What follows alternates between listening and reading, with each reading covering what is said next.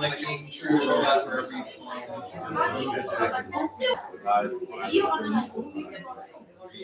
and you have to keep some playing in the background.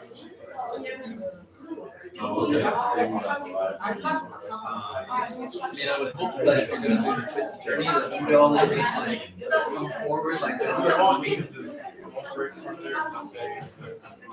Dive like a dolphin. I'm streaming right now. You want to just go in the link and say what the minutes for live stream? Do we have any viewers? 20 million. Hello, everybody. Hello, everybody here. Hello, everybody on the live stream. We will be starting in 13 minutes. So.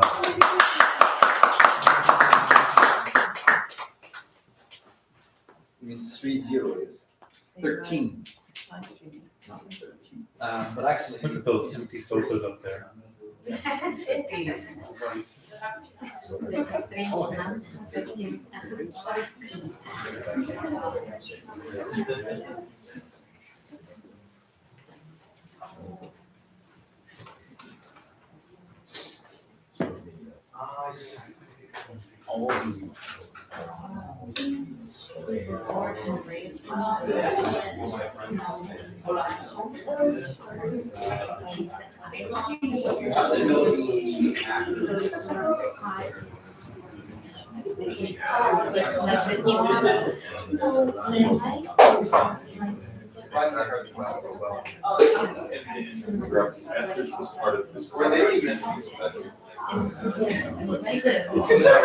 This is hold on. Now, the real pain is we need one. I mean, almost as large as that wall over there. Technically now. ideally, like kind of a, I'd say kind of like a Romeo and Juliet.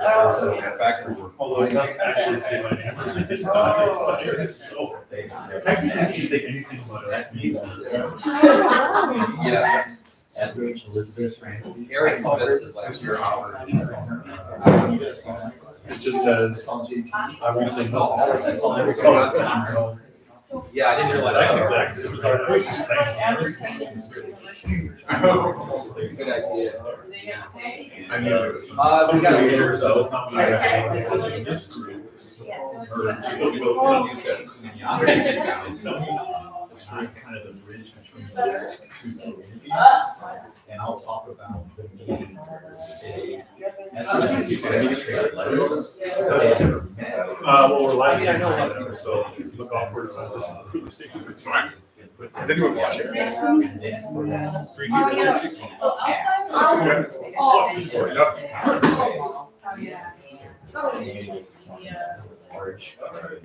And actually, that's why is because to not share what they gave would be to betray the gift.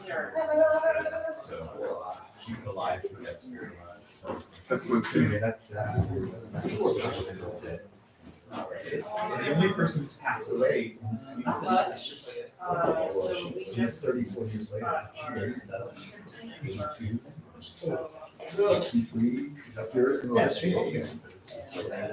This is pain. But the era of the group goes from 1980 now. Are we facing that way now? Was that?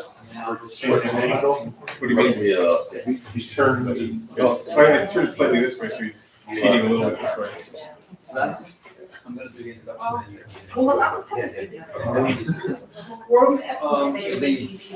About 10 minutes. I mean, if the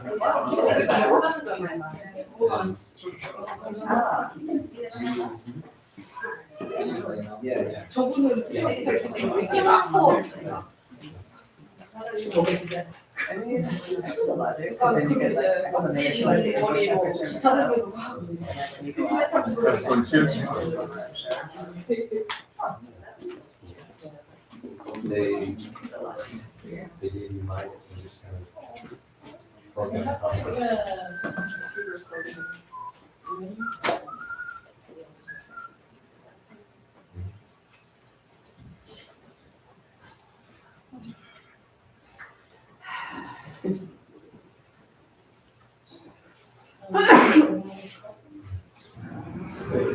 That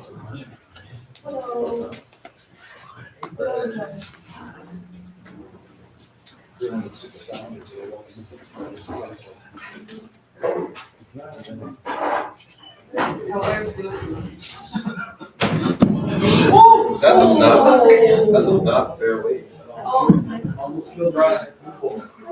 Okay, that does not bear weight.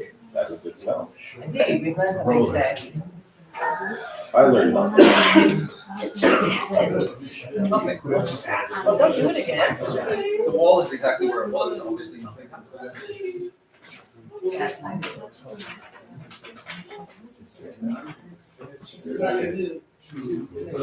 Shows up with his pink lemonade and knocks over the wall. That's what I do. I can go to the left. My job here is alright. Pretty sure you get that on the Oh, not me. You guys. Would have been really good. Lighting at the left. The domino effect. Yeah.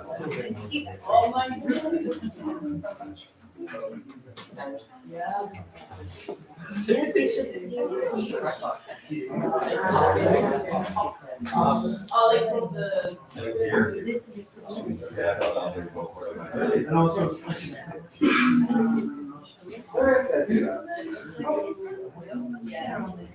an oil painting. It's like.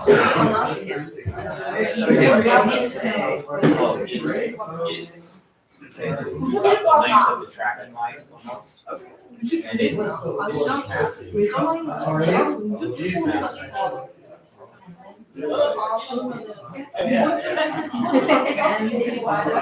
One thing I also love about these hands is the hands. And then there's also lines and hands there.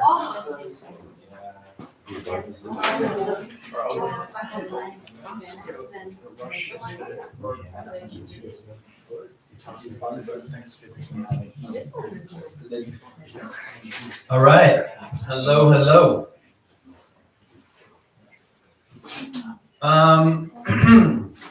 Welcome, everybody, to the exhibition stroke performance event. We are going to have the performance event starting in about 5 minutes. But I just wanted to introduce the gallery beforehand and just introduce a little bit about how I got to know Mr. Kenneth May, if you will indulge me. So whenever I was first in Korea, I came here in 2011, and by 2015, I was living very far out in the countryside in a place called Jinyeong. And at that point, I didn't really know a lot of people. I had kind of cut myself off from people I had met before. But I really wanted to do an exhibition and get involved in art, basically. And through an exhibition that I did in 2016, eventually, I met my wife, Mouton, in the Elephant, who I currently run this gallery with. And through her, we got to meet and get to know like the wider Busan creative community. And chiefly among those people was Kay. So Kay, as a lot of you will know, or probably all of you will know, has been running purely community-centered art events in Busan for literally decades. He's encouraged so many people over the years just by making some kind of artistic outlet available to people. And I was first personally involved when I had some paintings in Poetry Plus, in a Poetry Plus event at Vinyl Underground back in 2016. Some of you will know me for my photography, maybe. But at that time I was trying to paint, you know, and being married to Min, who is an incredible painter, it meant that I was very quickly put off painting because I thought I'm never going to build up to that level, so I might as well pack it in. So then, since taking up photography as a serious kind of practice, I've been practicing, and Kay again has given me a lot of opportunities and encouragement. I think the important aspect of all of that is that through those events, through Liquid Arts, through Poetry Plus, through Words Only, I had the chance to try something and feel at it, and then try something else and feel better, to paraphrase Samuel Beckett. Through the creative process, I think we can express ourselves, and people can see what we're doing and what we're about, and then understand us and understand themselves a little bit better as well. And by understanding each other, we can build a stronger community and build better connections. You know, instead of people sitting in their bedroom looking at reels and social media that makes them feel bad and makes them feel inferior, we can connect with each other and sort of, you know, progress on the same level, I think. In my life, art has given me so much. I struggled with severe mental health pretty much from my teenage years through to my mid-30s. And although I'm doing better, I still live with the impact of having that, you know, solid 20 years of issues. But art has given me an outlet, and art has given me a profession, and art has given me a partner for life. So if I hadn't have had the chance to try things and feel at them, I wouldn't be standing here now as the owner of this gallery. And we, Min and I, we want to give other people the same chances that I was lucky to have, because Kay and others gave me those chances, you know, to be able to have the chance to feel. We run our business. I suppose our business model is a model based on kindness and supportiveness. We're very much not in it for profits, because in the art world that is not generally possible.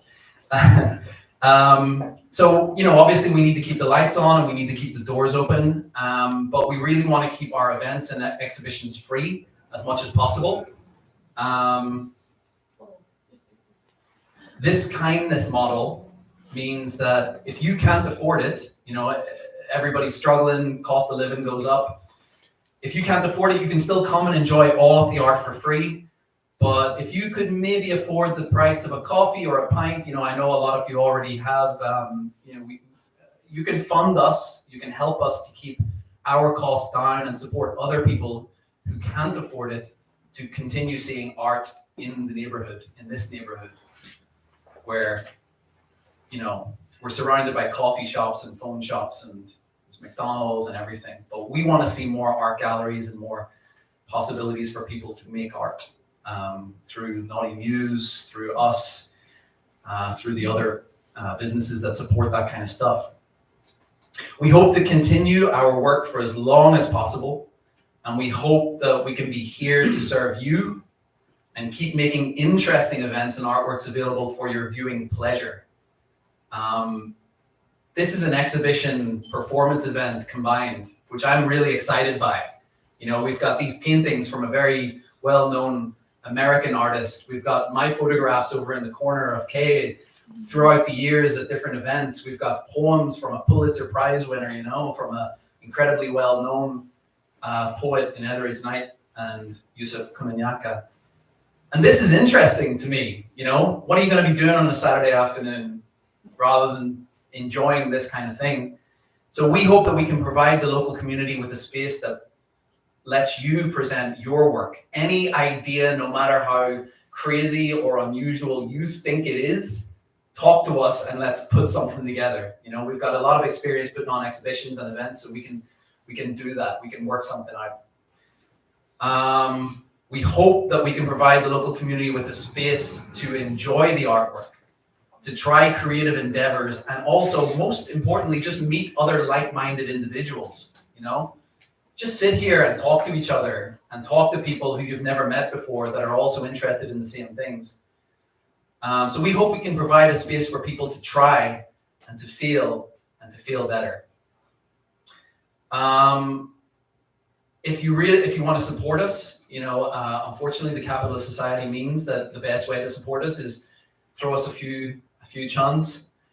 We've got really interesting books and zines all along the back beside the counter. There's beverages on sale, soft drinks, there's, you know, tea and whatever. We do have wine. If anyone wants to grab a glass of wine, it's free. We're open to donations. Wink, wink. Officially, we cannot sell. I go. If anyone would like to grab a glass of wine before the performance starts, just sip on it. If you're not driving or anything, you can go and do so by all means. We've got another couple of events coming up. It's really good because since we started events and exhibitions, we're increasing a lot, which is great. We're very busy. It's very difficult. I'm still working a full-time job, but it's great that we've got this kind of platform to develop. And speaking of a diversity of events, we have on Wednesday, the 11th of December at 7 p.m., we have a guy from Nepal coming over. Some of you might know him. He's done classes in Busan before. It's called Nepal Sounds. It's a sound bath using the sound bowls. So it's a healing experience. He's going to do a Q&A. He's going to teach people if they want to do instruction to do it themselves. He's going to do that. So that's Wednesday, the 11th at 7 p.m.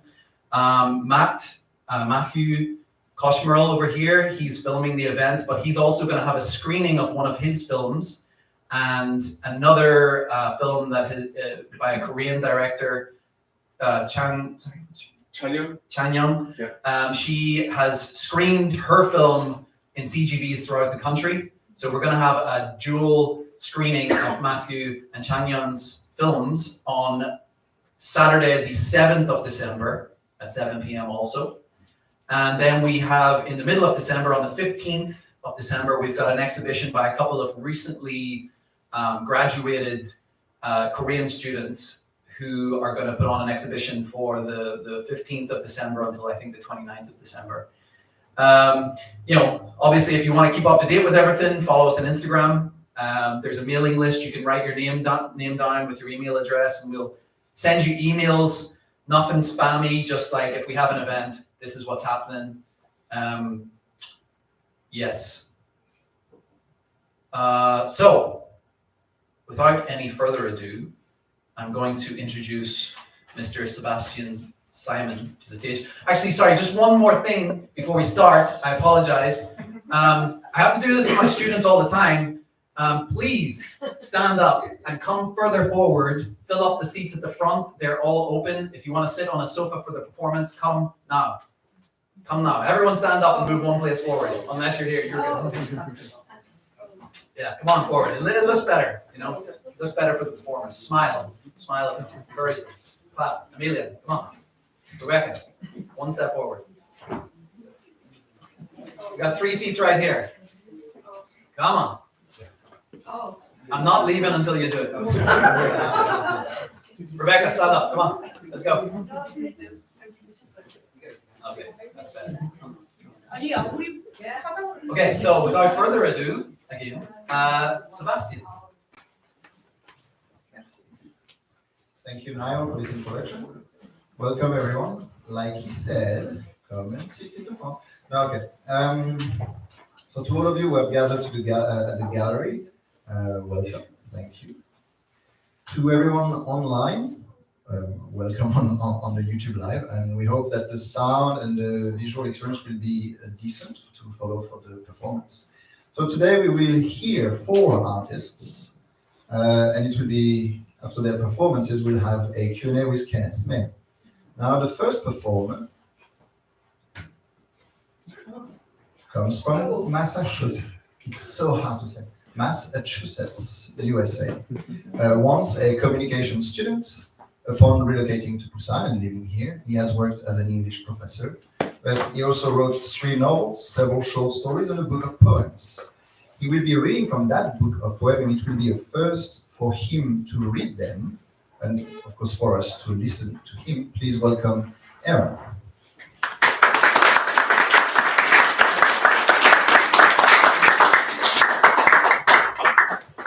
Hi, I'm Aaron. I want to just say thank you to Kenneth K for inviting me to perform, despite the fact that I'm not a performer.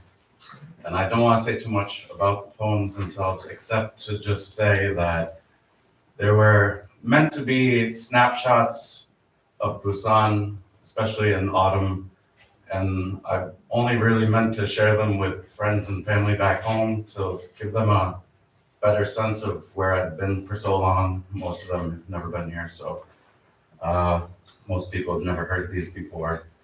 And hopefully they will paint a picture that's familiar to local people and maybe make our city a little more familiar to a wider audience if anybody's watching. So.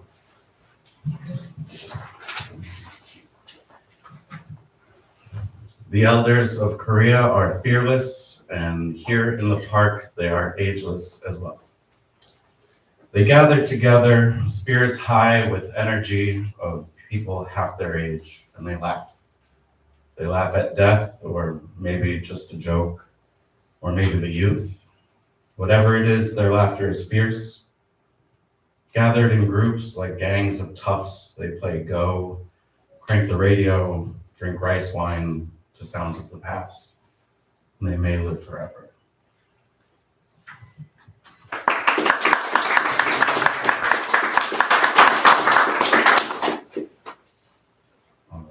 This one's cherry blossom trees.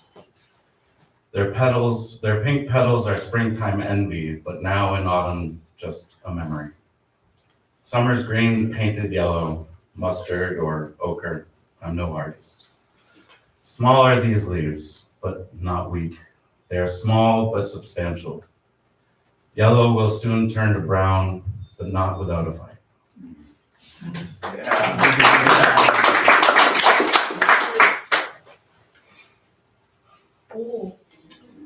The asphalt ocean threatens me.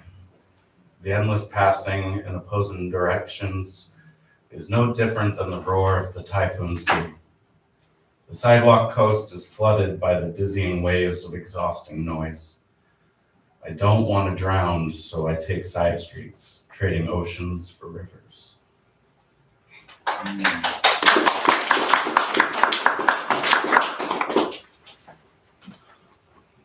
This little grandmother must have been taller before so many bones moved up into her back. She hobbles uphill, assisted by a cane and a smiling, devoted granddaughter. She puts one foot in front of the other, slowly, and pauses for breath. Her face is a study in perseverance and in wrinkled time, but her perm is new. They will make it up, make it to the top before Grandma dies, but not long before.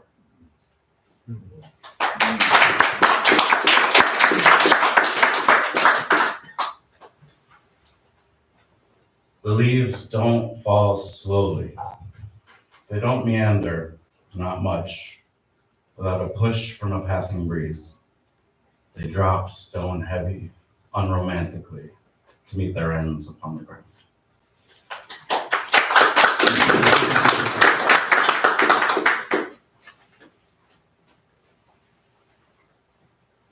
Sidewalk gardens producing grandmas, with squat bodies protruding from cardboard mats, a grandma patch.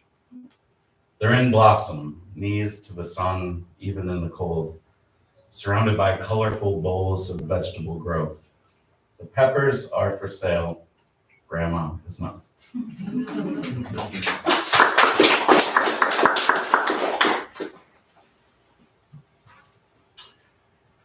Ginkgo branches fan out, bony arms bared and clipped, supporting crowns and canopies that are no longer there. It is an instinct to do so, to reach outward and sunward, to push their growth up. It is their livelihood. But they have been cut, sad skeletons exposed by old men who claim that it is for the best. Too many arms, too many leaves, too much growth is dangerous. It's bad for society, bad for business. But look closely, new green reaching forth, the sprouts of revival, of never stopping. They will continue to grow, to push outward and sunward, disregarding attempts to control or to turn them into lazy metaphors.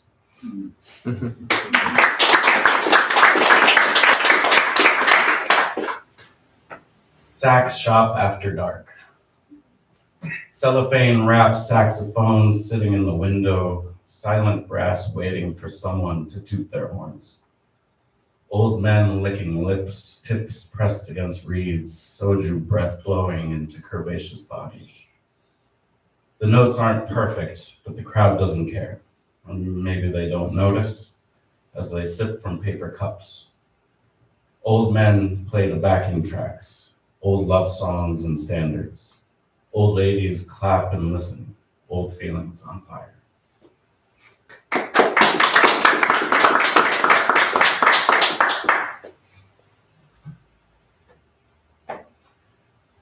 Petals bleeding, pink to white, shaped like hearts cut from wet tissue or newborn skin.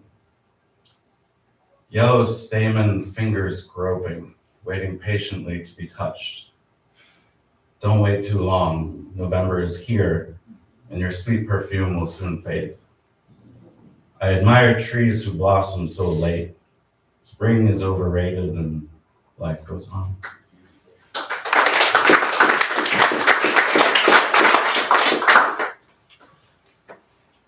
Daytime moon. Someone incised the evening sky, made a vertical slash through which some lustrous rock now pushes. I hope it doesn't fall. It would be a pity for such a pretty gem to break or be broken.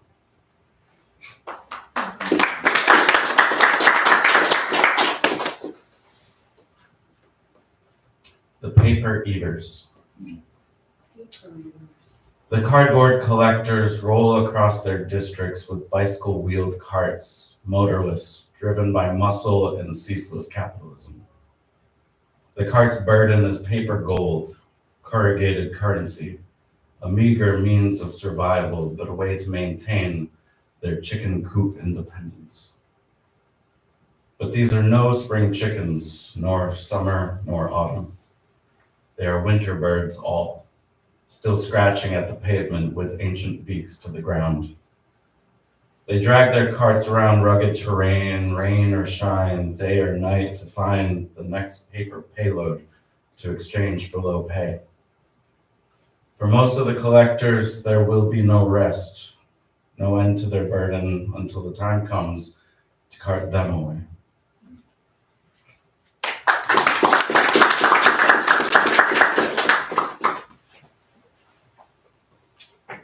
Walking narrow roads that run between small homes with barbed wired walls over which persimmons and wide palms wave. Crossing 6-lane avenues, dodging maniac buses and dodgy cabs and hurry feet that refuse to ambulate in a straight line. Passing the shops selling fragrant spices or saccharine wares which convey nothing but pastel cuteness. The singing rooms and soju bars, exercise parks and hot spring baths, temples wreathed in electric lanterns, churches topped with neon crosses, and bank after bank after bank. I always know just where I am. But every now and then I have the strangest feeling, a limb-tingling dislocation, as if I don't know this place at all. Am I dreaming?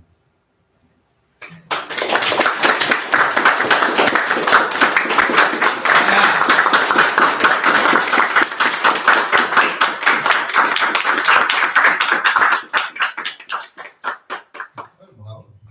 Thank you so much for sharing those poems with us for the first time. Now, our second performer comes from Johannesburg in South Africa. She is a poet who has published both in online and offline publications, including the 2035 Africa Anthology Volume 7. She was also recently a finalist for the Charles Simic Poetry Contest. We are grateful that she jumped into an early flight to be with us, so traveling from Seoul and to be with us here in Busan for this event. Please welcome Manthipe.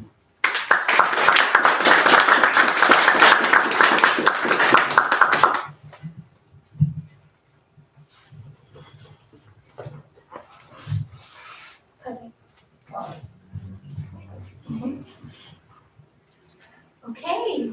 Hi everyone, my name is Manthipe and I'm a poet based in Seoul. I'm from Johannesburg, South Africa.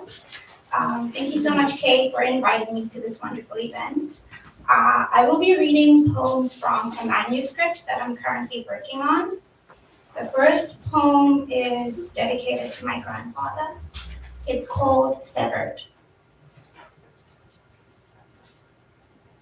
Somewhere in the world, it is decades ago, and a group of small men cut through Nyasaland, Rhodesia, puncture their way into the Union of South Africa, blanketed by night.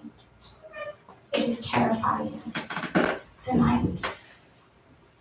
Though it slicks away silhouettes, it gashes its way into the hearts of exiles. But so too, the stark, revealing day that cuts out each figure, makes molds of men. I never knew to ask if the sharp colors hurt you, Nkulu. I wonder if you feared the sun rays the way the elderly feared the young man chosen to lighten the tribal load by cutting them out of the bigger picture. Did you ever happen upon the elder, that dead weight pressing down the dark cloud of vermilion? Was it a reminder, Nkulu, of all the things you had to sever?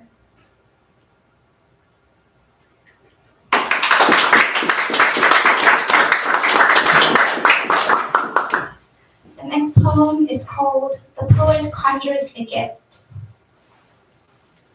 For the young girl who sits neatly on the bed and receives news of the estranged father's passing, you conjure a leave-taking. See how, in the neck, there is a newly acquired stiffness, a weariness in the hands. He moves more slowly than usual, embraces like a fleeting thing. Be warned, when you finally see him, he will be impassive, adorned in a rigidity that cannot be undone. And when, as a woman, you move to a scorching city in South Korea, he will return to you again and again, a man with no features, a creature far too still, and always turning his head away, just so.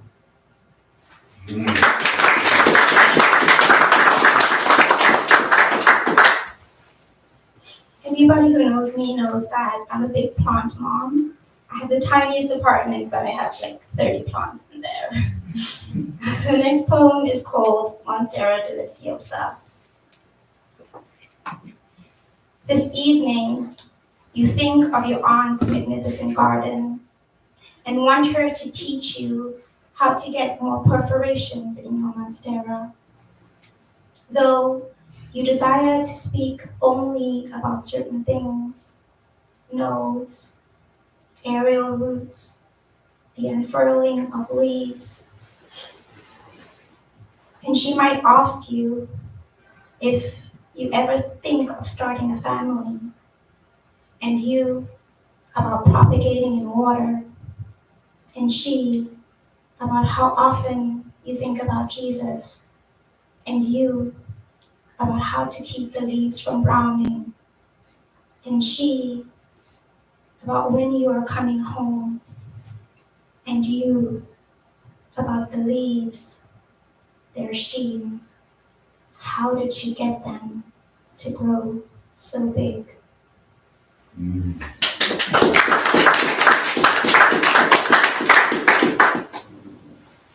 The next poem is called On the Way to the Doctors, You Falter, Walk, Falter. Before me is an open construction site, a reckless chest letting its naked heart beat in view of everyone. Above, a man clutches an air saw, splits metal and sky, rains fire onto pavement. The only other option is the road. So, metal or metal. the irregular pulse of traffic, or sparks of steel. What must they think of this vignette, those in taxis, cars, buses? Do some imagine you slipping through the crevices? Do some imagine you crowned in brilliance?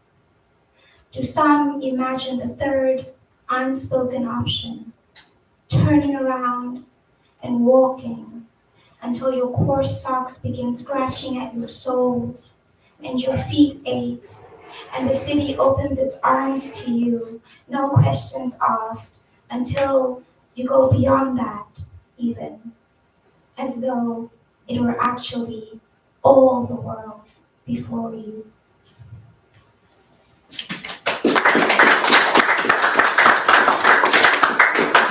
The next poem was inspired by a smudge that I saw on the subway map in Seoul.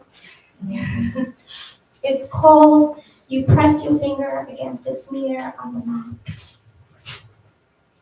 To me, the stranger is still warm on the wall. Their smudged inky print, full of breath, marking the subway map. And I think of them, full-fledged and made of bone, as they trace their way across the expanse of the city. A teacher, a writer, a student, flustered, thinking, am I going the wrong direction? Having found their place, having inked their way onto the underbelly of Seoul, did they feel more fixed to this capital, unlike all the other fingers that have ever touched the inside of the car that lost paint, map, most of them wiped clean by now? Or did they know the truth of the vast city as it spread out before them, mycelia of metal and concrete, the roots affixed thread after thread? Did they know that they, made of bone and all, in truth, are merely the fruit bodies of the animal that it spits out for a time, temporary, small?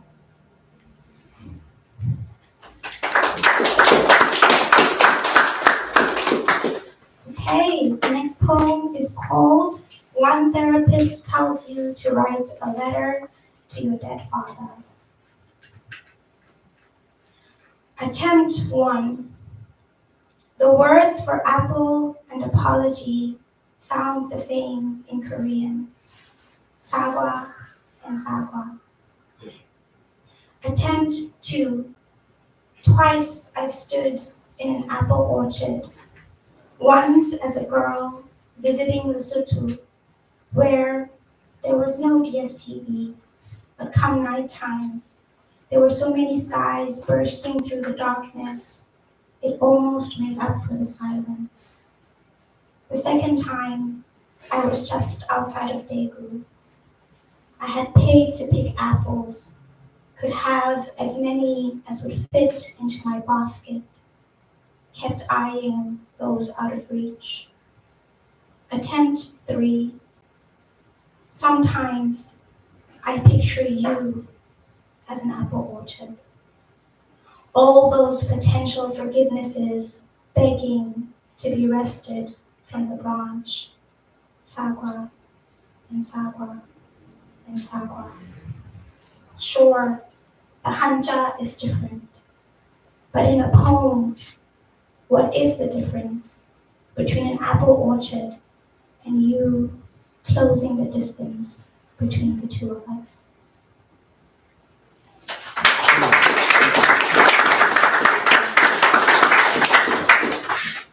Okay, and my final poem for the day, it is called You Are a Light Woman. I join the shadows cast by the rays steaming into the room. Here, I am a windowed creature, single-paned, part glass, part what passes through it. Shadowed like this, I wear myself in, unencumbered by the fabric of skin and punctuated by body. See how seamless the lines form the woman. Look how touched by light. Thank you, everyone. Oh, thank you.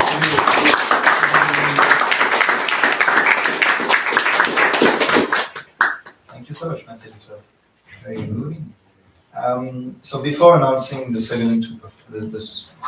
next performer, I would just say like there are still a few chairs. The next performance is longer, right? If you want to sit, you can still move now. That should be the best moment. Thank you very much. So our next performer, the main performer for today, needs no introduction, and let me introduce him nonetheless. Actually, depending where and when you met him, you may know him under a different name. Some people call him Kenneth, some call him Kenster, some call him Kenny or Ken. Actually, a few thousand young Busan students have known him as Professor May, or Professor, or just May. But his friends and collaborators know him as K. He is a poet from Indianapolis, USA, and he will be accompanied by Gordon Bazsali, a musician and music composer from Chicago, Illinois, who will be performing jazzy interludes throughout Kenneth's tale. Please welcome them to the stage.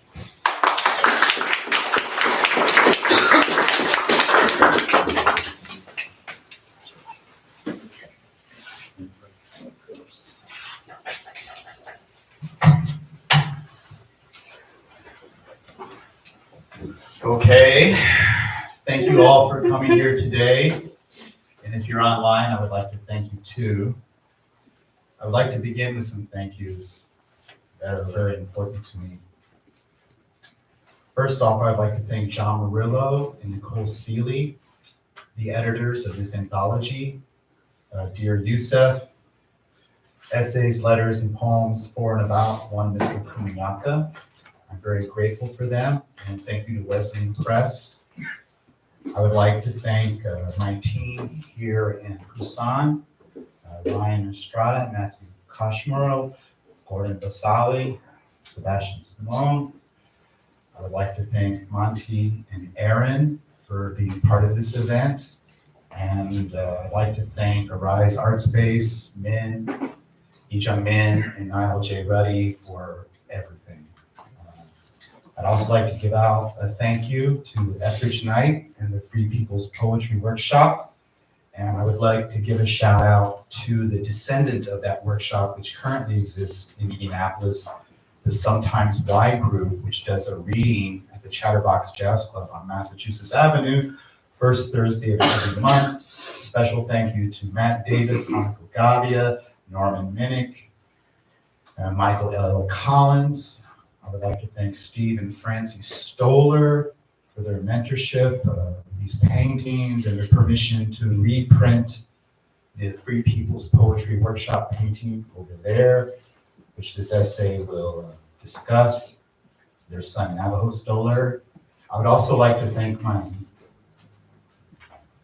father and mother and my family for their care and concern, because without them, I wouldn't have had the ability to go into these environments with care and concern and participate.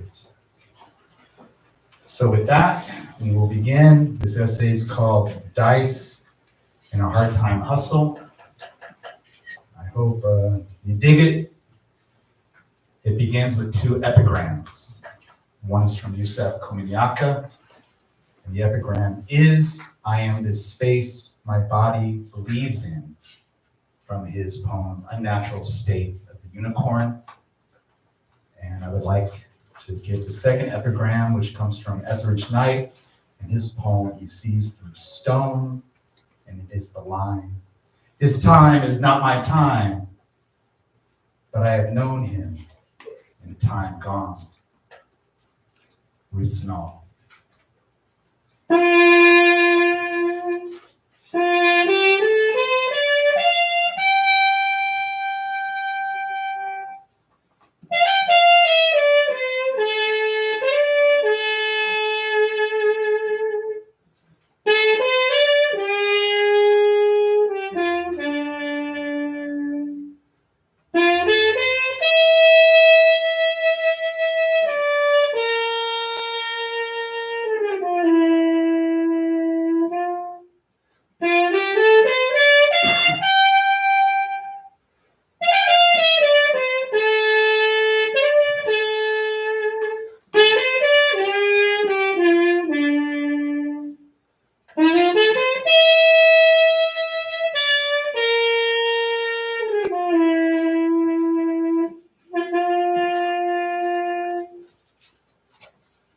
At the beginning of my first Free People's Poetry Workshop in Indianapolis, in the summer of 1989, Etheridge Knight rolled his eyes up to the heavens and arched them from left to right until they landed on me with a glance. We ain't in this workshop to give no A's and B's. Just a little more than a year and a half earlier, I had been encouraged by a creative writing friend at Indiana University. You should apply for Yusef Komunyaka's poetry class next semester. Going into that next semester, it should have been my final senior semester. Academically, though, I was barely a sophomore. Debt towered so high, I feared that not even discovering a shipwreck of Spanish doubloons could pay it off someday. So, in January 1988, my goal was to take one class that would save my life. Yusef's poetry class that semester was in the evening, a 400 level class. Therefore, one had to submit poems to be admitted. So I found his office one cold January day, slipped 3 poems under his door with a note. Dear Professor Komunyakaa, I hope to join the class. Here are 3 of my poems. I will go to the classroom 10 minutes early for your response. Thank you for your consideration. When I arrived at the classroom 15 minutes early, he was already sitting there comfortably with his materials. His presence took me by surprise. Most professors would have come on time or maybe even a few minutes tardy. He motioned for me to sit, and I sat down on the same side of the long table that he was sitting on near him. He pushed an enrollment slip forward with 2 fingers. With no other students in the room, he made small talk. Where are you from? Indianapolis. Indianapolis has such a rich jazz history, he countered. Fortunately, during high school, my best friends Mike and Osho were in the all-city high school jazz band. Just being around them blessed me with a sense of Indianapolis jazz history and its icons like Wes Montgomery, his brothers Monk and Buddy, J.J. Johnson, Freddie Hubbard, Slide Hampton, the Hampton sisters, and the legendary Indiana University jazz educator and cellist David Baker, who performed with my friends as part of his quest to teach jazz at all academic levels across the Hoosier state. Yusef may have thought me peculiar compared to other IU students interested in alternative rock and pop music. That semester, Yusef complimented my imagery and lifted the blinds covering the possibility of a poem. He gave me a B+. It didn't matter. My light was lit like a street in Manhattan. Poetry connected and distilled everyday life. And in that discovery, the entire trajectory of my life changed.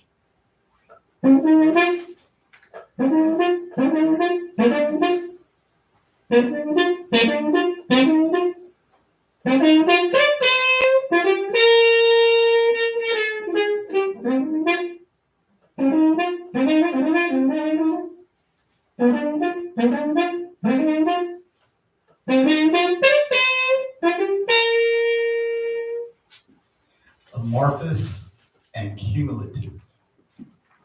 Prior to petitioning for Yusef's course, I had read his poems in the Monroe Anthology of Younger American Poets. Once in his workshop class, acquiring his collections became a mission. Copacetic set my synapses on fire. I apologized for the eyes in my head, sliced the threads anchoring down my dream world, and painted a whole new surreal terrain. The closing lines, "I am the space my body believes in," from the poem Unnatural State of the Unicorn, became somewhat of a mantra. Delving beyond Yusef's poetry, the interview Lines of Tempered Steel, conducted by Vincent Gutera, proved instructive. I underlined the sentences until the whole thing was bleeding with different colors of ink. A couple points Yusef made resounded into psychic detonations. At one time, I saw all of my experiences in a negative context. That's probably true for most of us. But I see those now in a more positive framework. It's liberating, necessary for growth. In the same interview, while responding to Vincent's question about his definition of poetry, Yusef replied, "Poetry is so difficult to define, I think, because it's constantly changing, growing. It's becoming something else in order to become itself, amorphous and cumulative until it forms a vision." Poetry, amorphous and cumulative. Life, amorphous and cumulative. The phrase amorphous and cumulative and the idea of seeing one's experiences in a positive framework in order to be liberated from them was like being given a magic prescription. One of my earliest questions for him was, how does one avoid living as a victim? He pursed his lips, shifted his jaw, and answered, essentially, one has to change the title in their head. So while driving around Indiana in my desperation to discover a life, I imagined positive thoughts pasted onto the billboards. I ended up taking 12 credits with Yusef by the time of graduation, 4 different workshops or literature courses, and 2 independent studies. There was one other class, but it doesn't appear on my university transcripts. In the spring semester of 1989, not too long before meeting Etheridge Knight, I enrolled in another poetry workshop. But I was cut when the dough for tuition couldn't be raised. I kept attending anyway. Years and years later, in 1995, when Yusef did a brief residence and reading at George Mason University while I was in the Master's Creative Writing program there, we were cruising down the street in my car, and I asked him if he had ever noticed the absence of my name from that final role. He replied, "I was curious about that."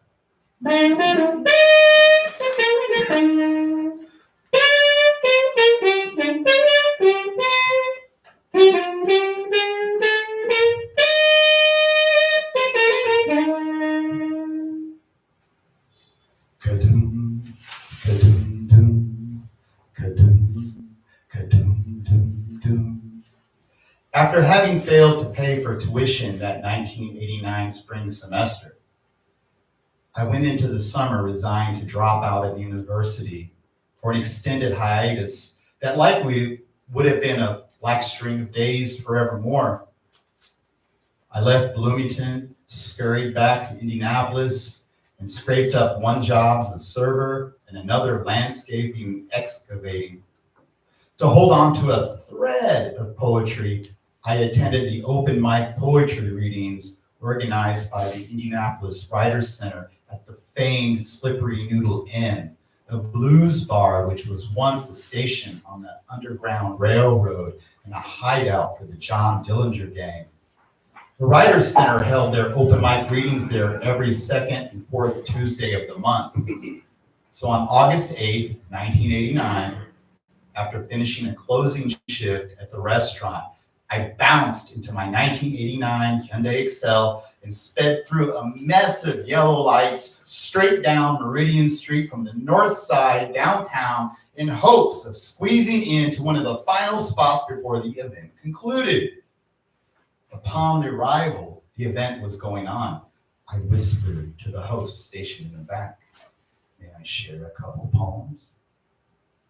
Her first answer was polite but firm. "I'm sorry, we just have one more person." "Please, I just drove all the way across town after work." "Okay," she said, "you can go after Etheridge night." Etheridge sat with a small squad of eclectic folks at the front. They congealed into a vibrant oil painting. Etheridge's work first circled into my life via his appearance in the Donald Hall anthology, Contemporary American Poetry, and the Dudley Randall anthology, The Black Poets. By the time this evening came along, the covers of my essential Etheridge and Poems from Prison were already frayed. Etheridge took the stage. He said several poems, including Hard Rock Returns from the Hospital for the Criminally Insane and He Sees Through Stone. At this point, Etheridge had not yet discovered that he had cancer. He had recently returned to Indianapolis from Philadelphia to be near family and to get regular medical care at the local VA hospital after being struck by a car while crossing the street. His leg was severely and permanently impaired. Despite the pain and suffering from the injury that I didn't even know about yet, he was in playful spirits and closed with his poem, Last Words Sung by Slick. Knowing I was next as a last-minute add-on, my Adam's apple slid down my throat until it kadoomed itself in my stomach like a cannonball. Etheridge garnered a round of applause. The host said, "We have one more reader tonight who just showed up." Why did she mention that, I thought? "And his name is Kenneth." The first two times I had been to the Writers' Center readings, which were my first performances ever, Etheridge wasn't there. I read off paper. The pages shook so violently in my hands like hummingbird wings. So I decided to ditch the paper and commit poems to memory in order to diminish the anxiety of being nervous. When I summoned the gumption to peek at Etheridge entrenched at the table directly in front of the stage, his glasses were at the tip of his nose, his eyes were double full moons lasered through my skull, his mouth was ajar. That cannonball churned in my stomach. I worried that it might go farther south. And I almost pissed down my leg faster than Carl Amarelli in the woods. It was intimidating and confirming at the same time. Retreating from his gaze, I scanned the room and spied the back corner and glimpsed a beautiful woman. Once the poetic festivities concluded, everyone mingled, much like here in Busan. I drifted towards Etheridge and his crew. In his mix were painter Stephen Stoller, his wife, poet Francie Stoller, poet Sonny Bates and Michael L.L. Collins, and prose writer Herman Salinas of Indianapolis. Warm and enthusiastic greetings flowed, laughter abounded, and smiles shone all around. They mentioned their Free People's Poetry Workshop and that you should come. Etheridge said something like, "I was impressed that you knew your work." Little, very little did I know that right there in that small group were three of my future 6 poetry and art mentors, Etheridge, Stephen, and Francie. And even less did I know that the host that night, poet Elizabeth Kraychek, would become a 4th, and that the beautiful woman I glimpsed from the stage and who departed amidst a mountain range of heads and shoulders turned out to be her daughter, and that the two of us would fall madly in love at the next open mic 2 weeks later. But that's a whole other story.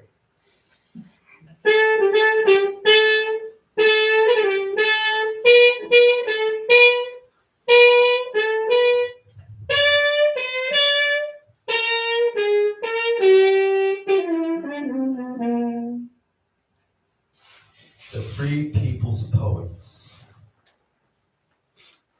Etheridge Night and the Free People's Poetry Workshop became an instant part of my life. I quit playing sports. In the years after Etheridge's release from prison in 1968, he held workshops in India at a place called the Bluebird Cafe. 20 years later, he's back in town and another workshop has sprung up around him. For that rest of the 1989 August, my time vanished while working at the restaurant, at construction sites, or hanging out with Etheridge and the Free Peoples at the Slippery Noodle, the denouement art gallery owned by the Stollers, Mugwump's Cafe, where the workshops were held, the Chatterbox Jazz Bar, or Etheridge's apartment, 18J, in a building affectionately referred to as the Triple Nickel, because it sat at 555 Massachusetts Avenue. Soon after, poet Elizabeth Gordon McKim whizzed into Naptown like a comet from Boston. She was Etheridge's beloved at the time. They called each other Elizabethridge. They worked diligently on a book-length manuscript called Freedom and Confinement. Elizabeth became the fifth of my 6 mentors. With Etheridge coming fiercely out of the oral tradition, the Free People's Poetry Workshops were conducted quite differently than university ones. First off, everyone in the workshop was of vastly different ages. Secondly, more cultural diversity sat at the table, and attendees came from every occupation and financial stratosphere. The most glaring difference, no one passed out photocopies of poems. Poems were said, listened to, and not read. We began from the left of the workshop facilitator, from the side of the heart, and we went around to the right. Poems were workshopped orally. Sometimes poems were recited again, or parts of them were repeated, and those parts would be workshopped more heavily. If someone didn't have a poem to share, Etheridge would still encourage them, go ahead, say your piece. And the group would talk about what that person expressed. This method of workshopping led to different kinds of critique. Discussion would encapsulate when to take a breath, or where to emphasize a word or phrase more or less intently, to find in all the poem's phrases the rhythm of a river and the natural music in language. Poems were workshop for content, imagery, music theme, etc., but also for performance, especially how to take the space, which we now call embrace the moment, and deliver the poem to an audience with confidence. He once said the poet's job is to enlighten and entertain. Ultimately, his critique was about putting more tools in the poet's poetry and performance toolbox. He declared, someone told me I shouldn't use rhyme in my poems. That's like asking a carpenter to throw away his hammer. Everything about the Free People's Poetry Workshop added up to Etheridge's credo: the poem, the poet, the people. It was the poet's job to relay the poem to the people, whether or not you were Etheridge Knight or his neighbor, Chuck White, the alto sax player who hadn't blown a riff in years, but who tried to compose a handful of words one night from the ashes in the ashtray into lines that would befuddle the Sphinx or charm Medusa's snakes. The absolute ultimate core of the Free People's Poetry Workshop consisted of Etheridge Knight, Elizabeth Gordon McKim, Stephen Francie, Stoller, James Turner, JT, Sonny Bates, Michael Collins. Sonny and Michael were pallbearers at Etheridge's funeral. Apologies to anyone I've left out. Sonny Bates ran countless missions and drove Etheridge everywhere around Indy in his convertible Jeep with the top down. Talk about a sight to see. Etheridge and Steve collaborated on an exhibition called Freedom and Fame, a celebration of painting, poetry, and music. The event had a number of civic sponsors, including the Indiana Pacers, via Stephen's friendship with then Pacers general manager Donnie Walsh, the two of them being New York transplants in the Hoosier State. Those of us who performed as part of the undercard, we appreciated that. The two-night event unveiled Stephen Stoller's epic painting of Etheridge Night and the Free People's Poetry Workshop. The painting hung for a long time at the Indiana State Museum. The painting remains in the possession of the Stollers. A phrase from one Elizabeth Gordon McKim's poems, "We are all scared and we are all sacred. We are all sacred and we are all scared," became another mantra for most of us.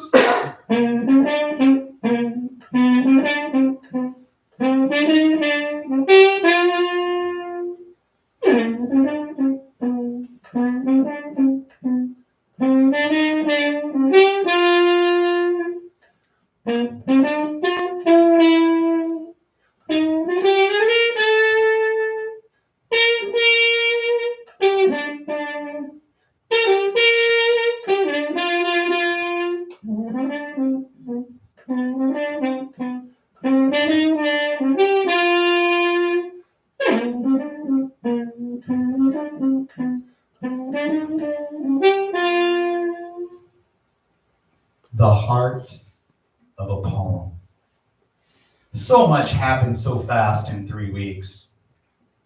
The autumn 1989 semester loomed ahead, and boosted by the Free Peoples falling in love with Elizabeth Kraychek's daughter and thinking of connecting with Yusef again and telling him about my month spent with Etheridge Night, I decided to move out of my apartment and into my budget car, a 1989 Hyundai Excel, with a broken aircon, a faulty tape deck, and a dented right side. I stopped paying monthly rent to a landlord and applied those funds to tuition during the course of the semester. In a year and a half since first meeting Yusef, the line of students waiting to confer with him during his office hours went from non-existent to stretching down the hall and almost to Detroit. When I told Yusef about meeting Etheridge Night and workshopping with him for the last month, it caught him off guard. He paused for a moment and mentioned a letter he received from Etheridge about poetry and music.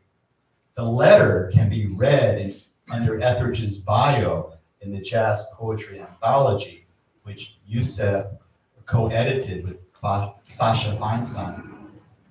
We talked a little more about my experiences with Etheridge. I mentioned to Yusef that Etheridge knew he was my teacher, and I offered to arrange a meeting between them. Yusef said, "Yes, that'd be great." Besides changing colors, the trees that autumn were waving hello and goodbye at the same time. Sleeping in my car at construction sites, the restaurant parking lot, the homes of family and friends, the Indiana University Memorial, Union, or wherever became normal. Everything shimmered. Then unsettling news hit. Cancer had darkened Etheridge's lungs. Prospects were grim. Etheridge had recently workshopped Sonny Bates and I all night. He poured us 2 tall glasses of warm vodka, no ice, no water, no lime. He drank his, we sipped ours. Etheridge advised about building a body of work. If I look at a poet's body of work and I don't see a poem about their mama and their daddy and their family, then I don't trust them. He also commented that when he was released from prison, he was simply released into the larger prison of society. Etheridge decreed, It's your divine right to travel the world. Don't let anyone tell you that you can't see the world. Borders are just bigger prisons. In my 60th year, my dream is to travel the world with Elizabeth. But now, with the cancer diagnosis, that dream is floating off like a yellow balloon. I shared the jarring cancer news about Etheridge with Yusef. A meeting between them hadn't even been arranged yet. By this time, I stopped visiting Yusef's office and joined him at Mother Bear's Pizza for Thursday Jazz Fables, featuring players from the Indiana University Jazz Program. Jazz cellist and educator David Baker, whom I had seen perform with my high school friends years earlier, often played at these sessions. The musicians played the entire jazz songbook. I learned about jazz there. Once, when the Duke Ellington song Prelude to a Kiss was introduced, Yusef leaned across the table and whispered, "Good title." Another time, poet William Matthews visited IU. Yusef ushered him straight to Jazz Fables. I sat there right with them both, kept my mouth mostly shut, and listened to them discuss jazz, poetry, and everything else. At one point, I asked a question about improvisation and revision. Yusef gave a wry smile and replied, "You have to be careful not to polish the heart out of the poem."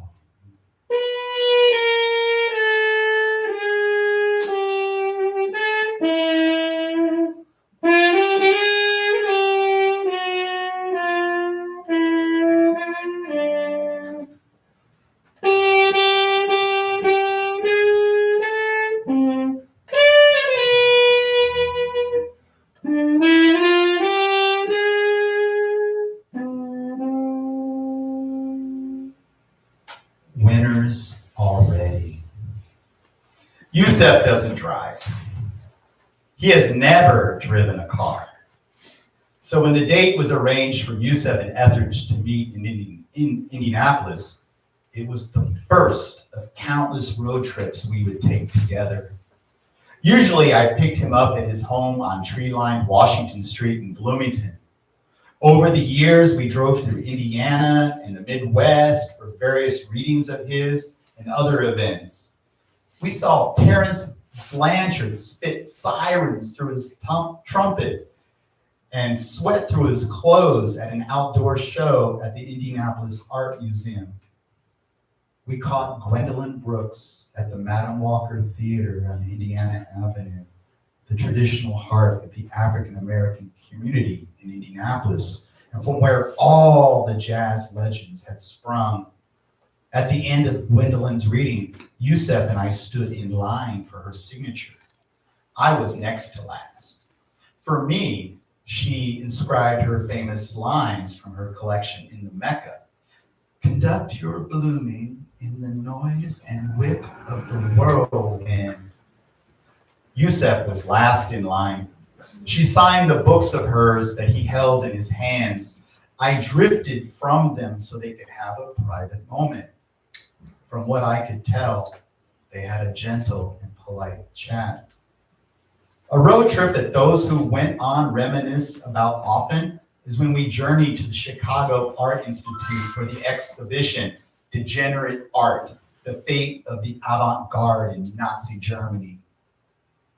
The general feeling from our group that day was that America likely would not relapse in such a way as Nazi Germany, but you never know. All these years later, now we know. That evening, we checked out the famous poetry slam led by Mark Smith at the Green Mill Cocktail Lounge.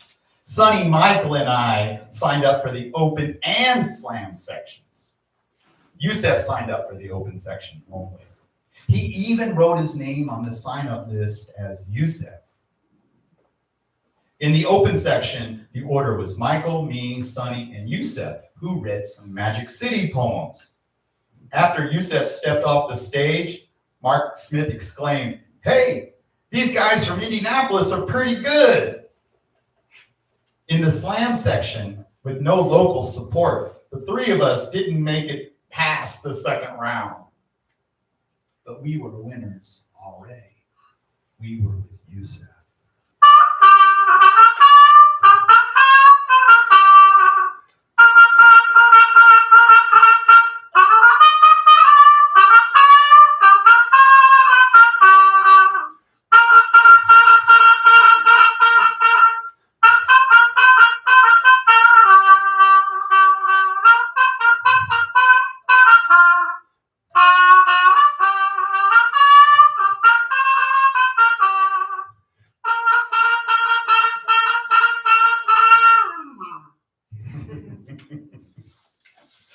Summit at the Triple Nickel. Highway 37 between Bloomington and Indianapolis cuts through a swath of land famous for Klan activity. My cousins lived there during my youth. On the way, I told Yusef the legend about Etheridge that some old geezer hawked one night at the back end of the bar at the Chatterbox. Etheridge had a Cadillac on a Friday, and over the weekend sold it to 3 different suckers and left town driving it on Monday. Yusef is on record as saying that you can go from sea to shining sea collecting Etheridge night stories, kind of like Charlie Parker. Around Indianapolis, discovering a new Etheridge story was like running into the same person all over town. Everyone had an Etheridge story, but with Etheridge, it could feel like you were hearing about a different person as well. Some legends stretch to say that Etheridge never served in Korea during the Korean War. Once, when I chauffeured Etheridge from his home to the Slippery Noodle, he hunched down and tilted sideways into my Hyundai Excel and commented in a tone that was both question and answer. This here is a Korean car. Yes, Americans don't say it right. It's not Hyundai, it's Hyundai. Years and years later, after I moved to Busan, South Korea, I learned that Etheridge was right. Americans say it in American English. Even as a 17-year-old soldier in Busan during the Korean War, before he discovered poetry, Etheridge possessed a sensitivity to language, in this case, Korean language. He remembered the music of it, and Americans were getting the music wrong. Yusef and I pulled into the small parking lot outside Etheridge's building. Sonny Bates had arranged Etheridge's apartment through his job doing living assistance placement. Etheridge's monthly rent was $9. Yusef and I swung the car doors shut. Yusef surveyed the neighborhood and looked up at the building and beyond it into the sky. I wondered if that what it was like for him to be in Vietnam. The security guard spied me nearing the electric panel with Yusef and buzzed us in before I could press the button.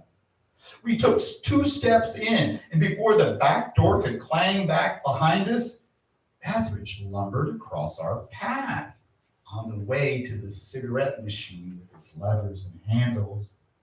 "Oh, Etheridge," I said, hesitating a couple beats so that Yusef could maneuver from the doorway and line up directly with Etheridge. Etheridge night, this is Yusef Komunyakaa. Yusef Komunyakaa, this is Etheridge night.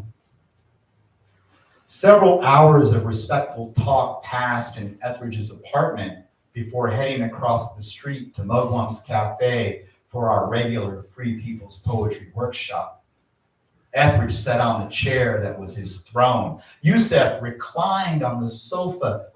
The immediate kinship between Yusef and Etheridge was sown before they met. They had already traded letters. Places like Mississippi, Louisiana, Korea, Vietnam were sewn into the fabric of their human fiber. They displayed a quiet admiration of qualities and experiences the other embodied. Etheridge, the so-called street poet, played an honorable host, and Yusef, honored academic, comported himself as a homespun guest. Etheridge talked the most, and we listened. Yusef chimed in with remarks like notes and a closing ballad. Etheridge expounded about being videotaped. If I let myself be videotaped, then these schools don't need me to show up and do a reading or a talk, and I don't get paid. This partly explains why there are not a lot of Etheridge night videos out there in the world. Etheridge also discussed how poets can be from different directions. The Chinese and Japanese poets of the East, their poetry is a poetry of nature. It's where the sun rises. In the North, you have the academic poets, because they have poetry of the mind. Walt Whitman, Allen Ginsberg, and the Beat poets, they're poets of the West with their long lines going out across America. Poets from the South, like me and Yusef, we are poets of the belly. The workshop Yusef participated in was heavily attended. Everybody knew he was going to be there. The respect that they had for each other carried into the workshop, and it trickled down into everyone else. Yusef, like he did in his university workshops, mostly laid in the cut.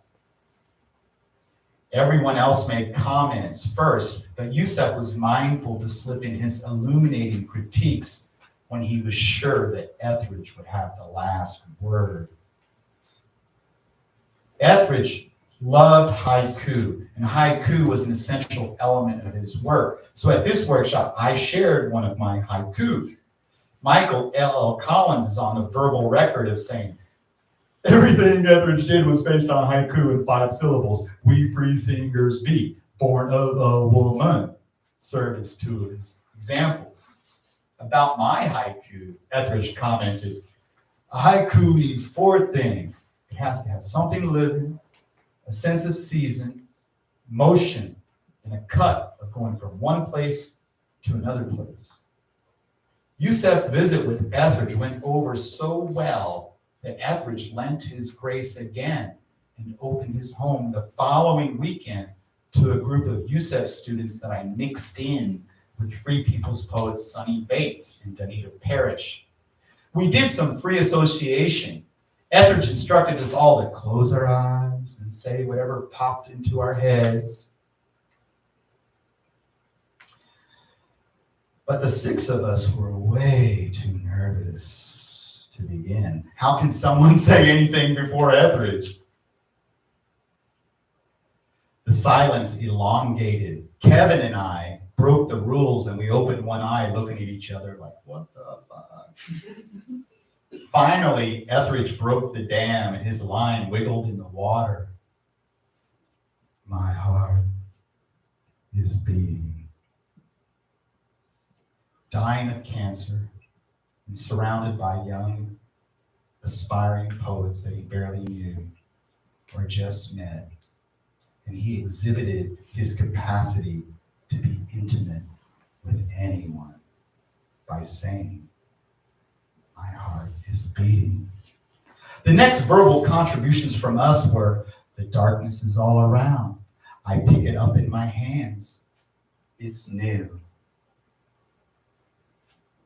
The last hour produced an exquisite corpse poem called A Poem by All of Us that Etheridge titled. Etheridge wrote the first 3 lines. The paper was passed around the circle from the side of the heart as usual. It came around to me at the right, and I had to write the last 3 lines. It took a while. Sonny exhaled, God damn, Kenneth! Etheridge said, take your time. Jane Oken from Memphis read it.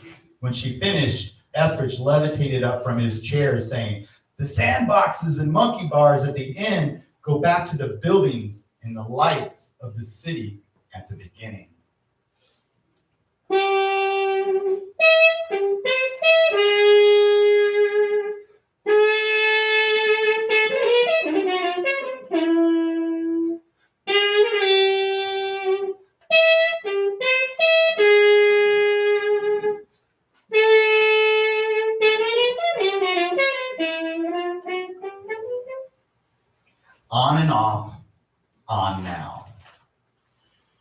From the time of their first meeting to Etheridge's death, there were several hangouts which included both Yusef and Etheridge. April 19th, 1990, Etheridge's last birthday stands out. That night, Etheridge gave a reading at Butler University with Carolyn Forche. In the days prior to the reading, Etheridge said, "I'm so happy to be reading with Carolyn on my birthday." He adored her as kin in the struggle for poetry, justice, and betterment. Fans, friends, and students packed the large lecture room. They stood in the back and along the sides. They sat on the steps and the aisles between the sections. We found seats in the middle. Carolyn read first, and after listening to her read, I decided to apply for George Mason University's MFA program, where I eventually studied with Carolyn, Peter Clapper, and C.K. Williams, who had once taught Etheridge. Etheridge summoned all of his powers at this reading. He even sang "Willow Weep for Me," read and said poems from the essential Etheridge, and closed with his favorite poem at the time, "Where is the Poet?" by Melissa O'Ryan, the only poem by someone else that he wished he would have written. A classic photo of Yusef and Etheridge was taken at this event by my friend Alexander Mouton. Yusef and I hung out more often too, sometimes at the Runcible Spoon, a coffee roastery with a brunch menu that was popular with alternative crowds. On May 29th, 1990, a Tuesday, we meet for coffee. I presented him with my worn copy of Copacetic, a paperback, and asked him to sign it.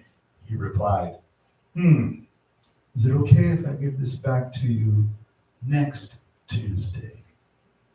"Sure," I replied. The next week, I show up early again, and he's already there again. He hands me back my copy of Copacetic. "Here, only it's not mine. I think it's heavier." Awareness washes across my mind. He switched out the paperback for a hardback. Opening the hardback, his elegant signature crusted across the page. "For Kenneth, the shape of our lives go into who we are willing to become. Peace, Yusef, with respect and admiration." The date, June 5th, 1990. The inscription inspired me to continue finding an identity in the life of poetry and art. In Bloomington, inspired by Yusef and Etheridge, I started organizing my very first events. Once we did an event at the Runcible Spoon, and my friend Kevin expressed nervousness. Yusef looked at him and said, "Sometimes you have to face the crowd." On New Year's Eve, 1990, we gathered at the home of Sonny Bates for Etheridge's last chance to witness the year change. The night began with cheerful tones and musical tunes. No one talked about Etheridge's cancer, that he would die soon. We talked poetry. Despite their age differences, Yusef and Etheridge could talk to each other across the decades. They had so many similarities, both African-American men from the deep South, both war veterans and poets, both able to code switch and play the game of life that appeared in the heat of the moment. Just before midnight, Yusef and I spotted Etheridge sitting in a chair alone by a cracked open window. Etheridge moaned and swayed. Sweat sparkled on his temples and thin tears streamed down his cheeks into tributaries. Yusef and I looked at each other and decided to let him be. Etheridge finished his meditation when Elizabeth retrieved him for a round of hugs before heading home to the faraway country.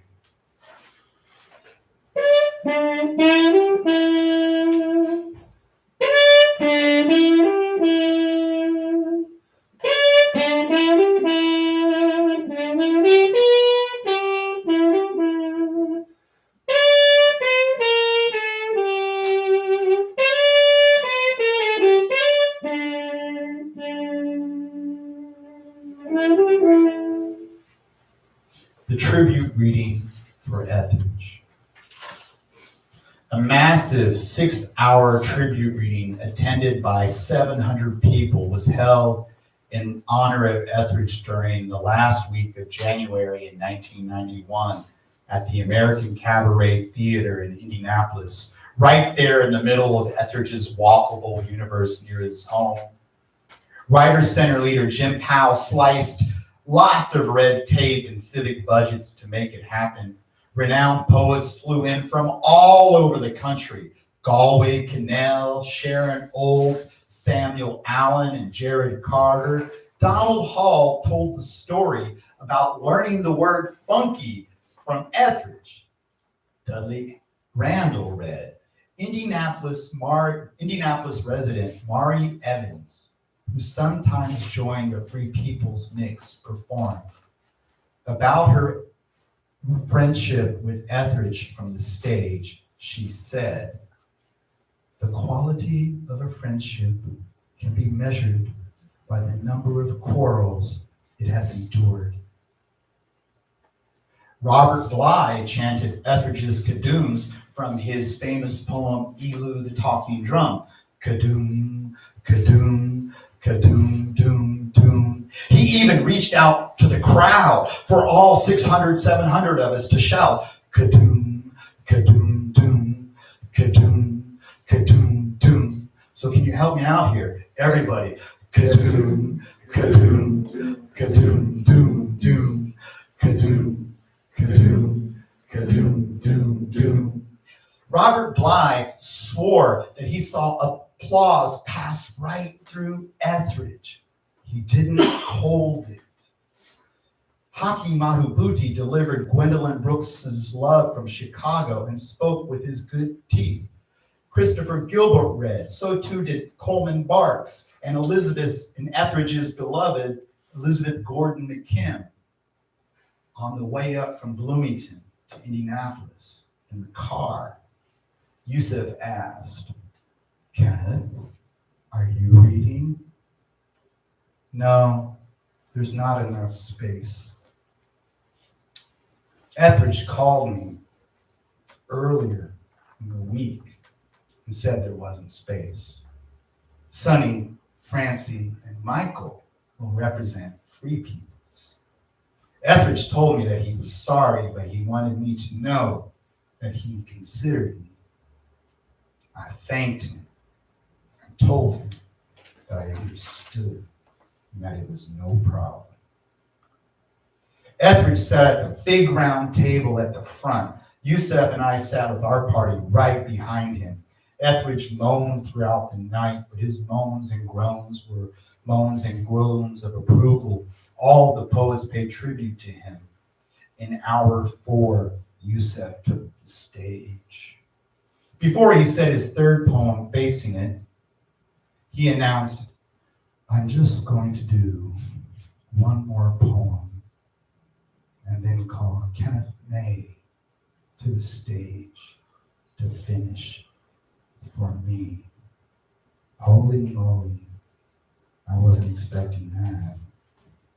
Yusef knew that I knew my work from heart, so he knew he'd be able to call me to the stage unexpectedly. With Gulf War I active in everyone's thought, his poem Facing It carried even more weight. Yusef prefaced it by saying, "There is always a war, and this poem is about another war." Yusef delivered the last line. The crowd went into a collective gasp before applauding, and then they applauded his generous gesture to share the space. I got up from the table in a daze like I had won the Heisman Trophy or something. Yusef and I locked into a fist handshake and embraced on the side steps off the stage. I recited 2 short poems and finished with a poem based on Etheridge's poem, Belly Song. This song is for Sonny, who can hold your attention in a hailstorm. This song is for Danita, who believes water is worth more than the asking. For Herman's daughter, who said she is as quiet as a marshmallow. For Etheridge and Yusef, this song. Fran Quinn, who hosted the night, said in reference to Etheridge and Yusef's sharing of the space as I weaved back to the table, great poets and poetry create community. Etheridge read. As he did at the Butler University reading, he shared Melissa Orion's poem, Where is the Poet? Second, he told his favorite slightly obscene joke. Third, he recited his signature poem, Circling the Daughter, written for his daughter, Tondi. She ascended to the stage as he finished the last refrain. You break my eyes with your beauty. Ooh, baby, I love you. They held a long embrace while the entire audience stood and clapped and shouted approval. Oh, Etheridge, ooh, baby, we love you.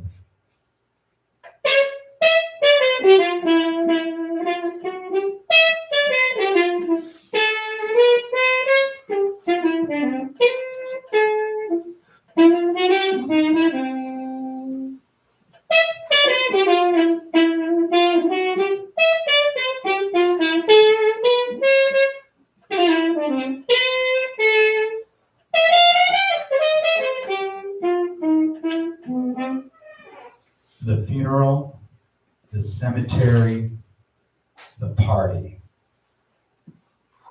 Etheridge died on March 10th, 1991. The house I temporarily moved into by this time didn't have a phone. On a payphone across the street, I called Yusef to check in for an update, and he told me that Etheridge had made the ascension. Father Boniface Hardin, who founded Martin University in Indianapolis, gave the eulogy. Father Boniface Hardin and Etheridge had a long history, and Martin University awarded Etheridge with an honorary degree in American poetry and criminal justice.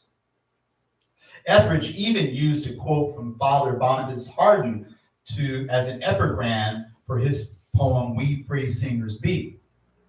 If we didn't have music, dancers would be soldiers too, holding guns in their arm instead of each other. Father Boniface solemnly took to the stage, to the podium, paused behind the microphone, and began.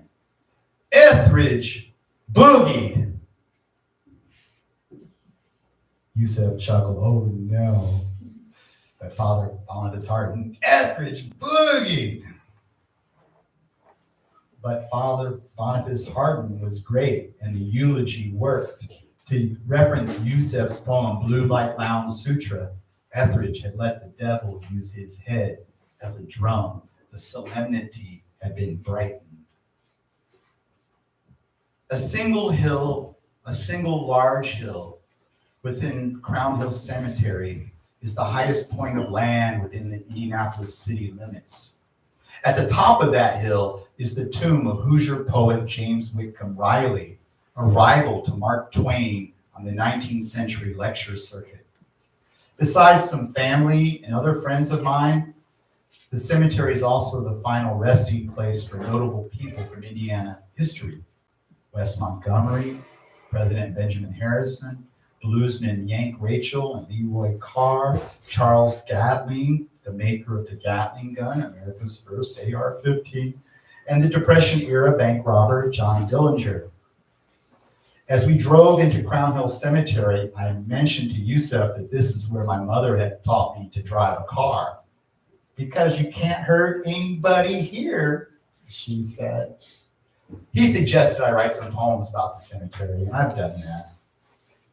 We parked and walked towards the tent over Etheridge's casket. I thought of Riley's tomb with its 10 columns up on the hill and Etheridge buried along the roadside. We approached the wide circle of folks.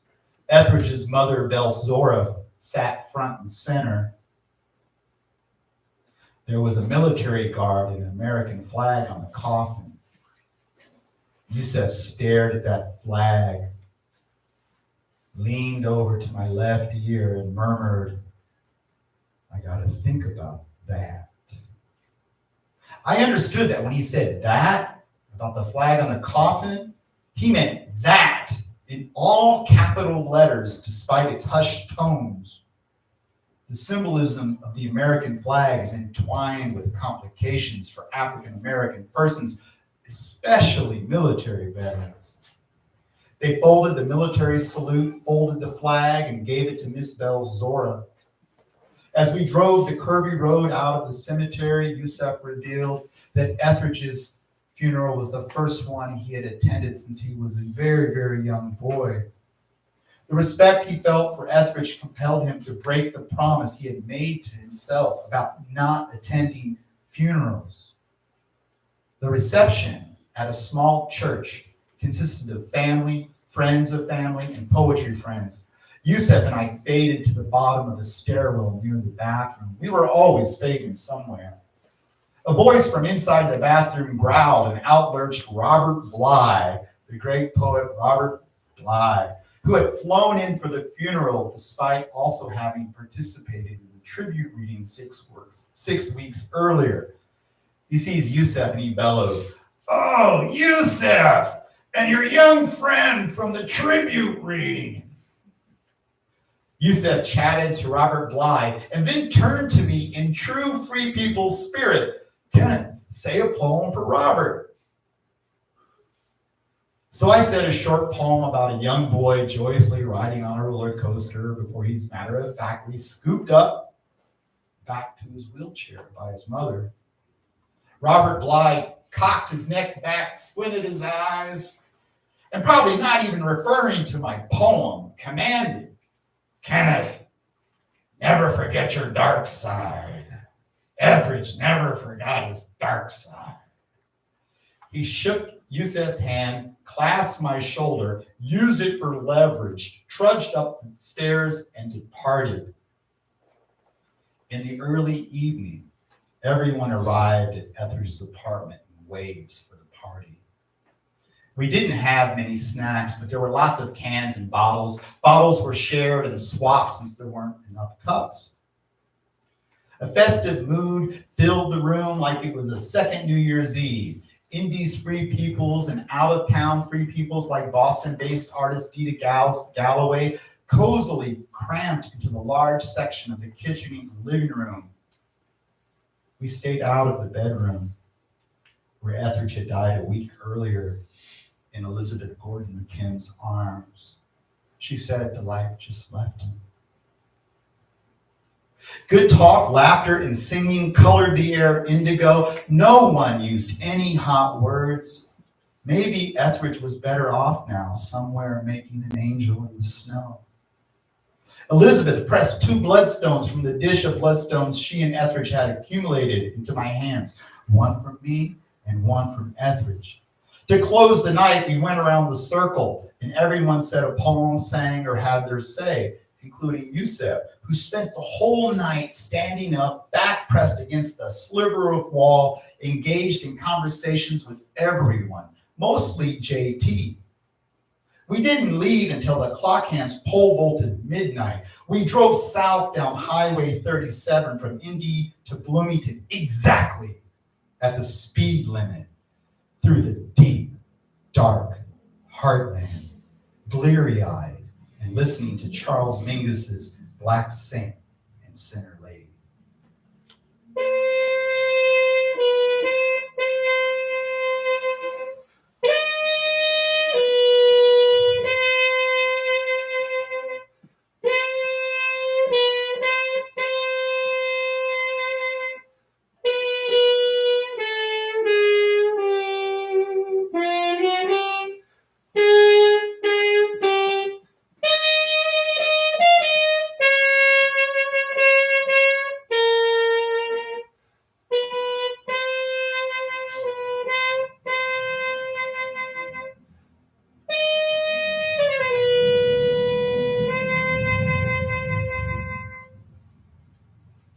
Lucky.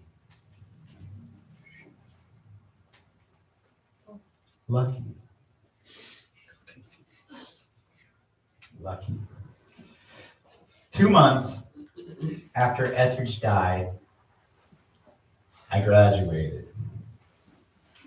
In a year and a half, I completed 3 years of university credits while being mostly homeless, working 2 and 3 jobs, being in love, hanging out with Yusef and a Bloomington crew, and Etheridge and the Free People's crew in Indianapolis. I ended up with a double major in English and African American Studies, which may have been the first major of its kind at Indiana University because there was no official system in place except to pursue it through the Independent Studies program. Living in my car for much of this period turned out to be an advantage in maximizing my time with everyone. Yusef attended my graduation party. My mom and her second husband had recently bravely climbed out of financial stress and had bought 13 untamed acres in Plainfield, Indiana, about 45 minutes from the Indiana University campus. We held the party there. No house sat on the acreage, but it had a barn, a couple horses, and fencing. For recreation, folks rode the horses. Even Yusef saddled up. How did he look on the horse? Like a natural.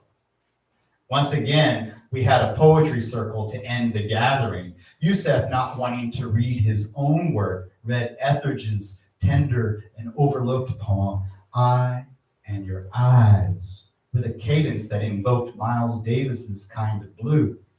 A high school friend who attended knew I was assembling a chapbook at the time, so he asked Yusef, do you think Kenny should have a chapbook? Yes, I think it's a good time for that. Well, you gotta milk life for what it's worth. And Yusef, pausing for a moment, replied, if you're not careful, it'll end up milking you. The coolest thing was my mom and Yusef getting along like old friends and neighbors. My mom, a Hoosier gal, and Yusef, the great poet who can fold the darkest night between a butterfly's wings. They chatted it up.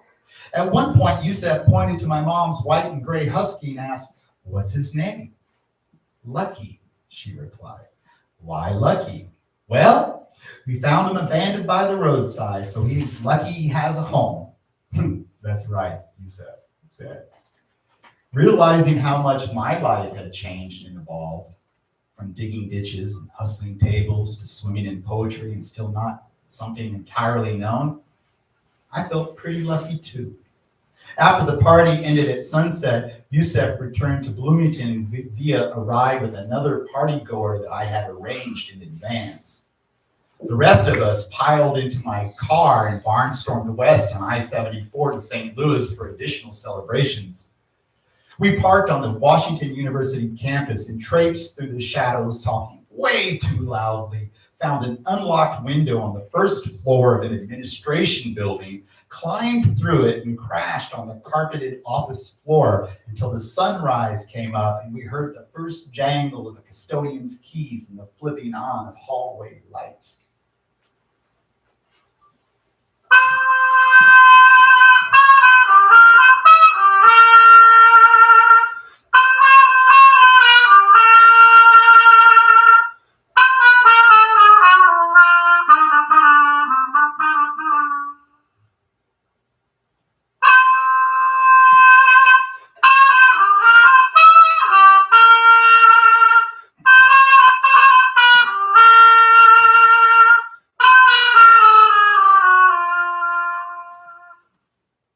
We free singers be.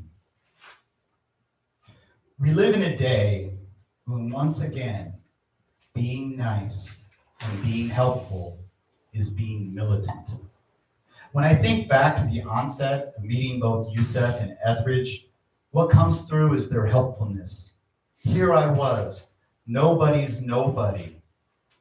Nobody's nobody. And they took an interest and lifted me into a new sense of being.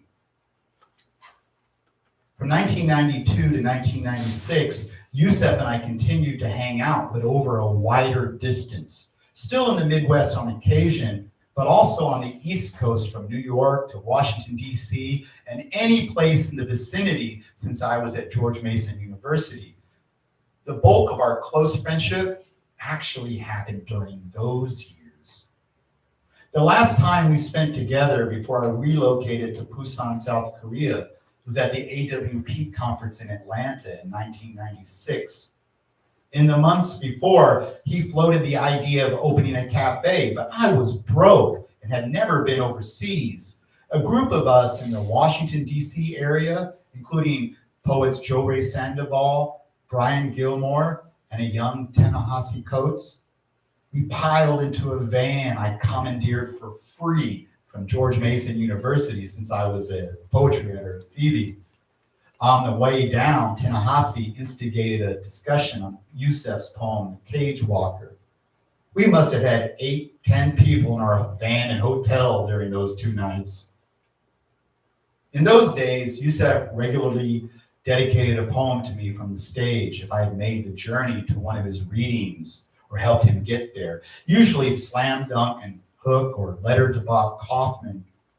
At this AWP feature reading, he did the same for what he knew would be the last time for a very long time since I was leaving for Busan a couple weeks later. Extremely honored that I always was, I always felt unworthy because he had given so much I could never repay. Paying it forward seemed like the best way to pay the debt of gratitude.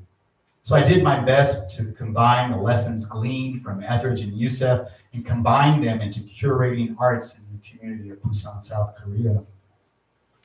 The correspondence between Yusef and I has been steady all these years. When I went through a traumatic time about 13 years ago, I reached out to Yusef for his wisdom. He responded, "Don't let it corrode your soul." The root of that advice harkens back to his comment about accepting your experiences for what they are in order to be liberated from them. Whenever I visit the States, it's 3 or 4 days in New York, each time I think, well, Yusef's a little busy, a little older now. Maybe we can hang out once or twice for a little bit. We end up hanging out most of the day, every day. As the years passed, I suggested doing New York activities that he hadn't yet done.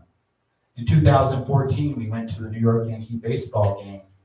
Looking at the memorial plaques of Yankee greats, it was impossible to not think of the color line in baseball and America and how Negro League superstars like Josh Gibson were denied opportunities to compete on the playing field and challenge Babe Ruth for the title of Home Run King. In 2017, we visited the Louis Armstrong House and Museum in Queens and participated in the 40-minute tour. We were hoping Brian Gilmore could join us, but weather circumstances detained his arrival. Yusef and I stood in the kitchen at the rear of the pack, just like when we were at the end of the line for Gwendolyn Brooks, just like we were at the end of line for everything. The tour guide pointed to the horizontal cabinet in the countertop. She said, "Louis loved to customize the house. Can anyone guess what this rectangular shape was?" Yusef spoke up from our group. "Bread." "No, that's what everyone guesses," the tour guide beamed. I couldn't help myself and suggested paper towels. The tour guide, flabbergasted, asked, "How do you know?" And I referred to working in restaurants my whole life. Maybe back in the day, a long, long time ago, Satchmo snatched the idea for a horizontal paper towel dispenser at his home while walking through the kitchens on his way to the stage. Anyway, it's very rare to outknow or outguess Yusef, so I'll just keep this one. A year before Louis Armstrong's death in 1972, he had a bar area built into the side yard. Yusef and I shot the breeze out there in front of the bar, behind it, and we imagined all the jazz cats who might have been gathering around it during a party. Yusef uttered his signature phrase for when something is obvious. "Yeah, man." The next day, we made the journey to Trenton by train. We checked out a property he purchased with the aim of opening a cafe and lounge dedicated to performance and the arts. Although he had several great ideas, he encouraged suggestions about the interior and how it could come together in menu, atmosphere, and function. He asked about my restaurant experiences and my experience of hosting events in Korea. What would work, what wouldn't work. We even came up with the name of the dessert section, Sinful Treats. Afterwards, we attended his beloved jazz jam at Candlelight Lounge. I met his incredible folks in the Trenton community. During the jam, someone asked Yusef, "Hey, how was that Louis Armstrong house?" He replied, "It was pretty cool." Yusef is the 6th mentor to be named in this memoir, but he is the first. He made meeting the other ones possible. In recent years, Yusef has connected me with several of his New York University MFA students like Ji Hyun Yoon, Nicole Lashah, and Emily Jungmin Yoon, who is from Busan, just across the river. I saw in them the radiance he inspired in my generation of students. His positive touch endured the decades. They have performed in our events in Seoul and Busan. They have made new friends and connections in Korea and have inspired writers younger than them. What Robert Bly said about Etheridge can also be said about Yusef. Applause passes right through him. He doesn't hold it. On the day that he found out that he won the Pulitzer, he taught his students, taught his class, didn't even mention it to them. Consequently, his attention is free for whatever matter is on hand, whether it's working with students, collaborating with artists, encouraging meditation, experimentation. Once we were cruising along the highway, the Tom Waits song, "Diamonds on My Windshield," strutted through the speakers in jazzy beatnik style. He pointed to the tape deck, "Hey man, you can do this." And since then, I've been doing it. The life of an artist is very hard. Yusef is a tremendous example that before our art can become art, our lives must be art. The system jostles artists off their paths. And if an artist finds a path, then that path remains loaded with peril and pitfalls. Sustainability is undermined at every turn. Artists without sustainable lives can't have stable relationships, can't have stable communities. Then how do the ideas of the artists carry forth in future generations?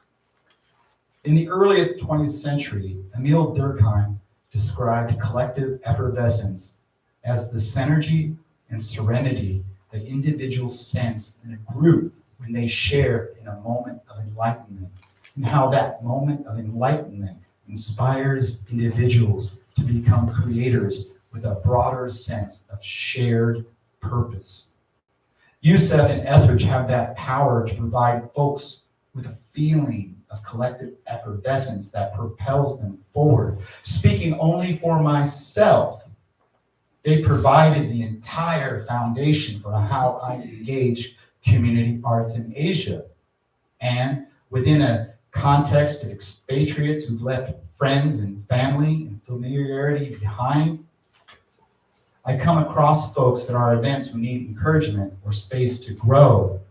The ideas, spirits, aesthetics, and embrace of Yusef and Etheridge have passed into thousands of artists these last 22 years in Asia. To not share what they gave would be to betray the gift. My gratitude for Yusef and Etheridge continues to expand. Sometimes when folks ask me what it was like hanging out with them in those days, I want to riff about Etheridge's creed of the poem, the poet, the people. How his poetry resonates with people who like poetry and people who don't like poetry.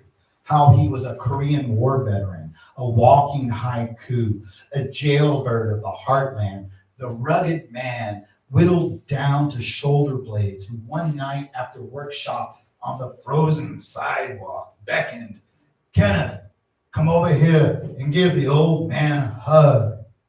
I feel compelled to assert that Yusef is the Duke Ellington of American poetry. They share the same birthday. And how there should be a symposium comparing the trajectory of Yusef and Duke's works, how Duke and Yusef evolved over their careers in jazz and poetry, from short songs and poems in their formative years into long suites and librettos in their later years. These are the things I try to express about Yusef and Etheridge when asked, but sometimes memories swirl through a kaleidoscope of appreciation and joy, and all I can say is, yeah, man.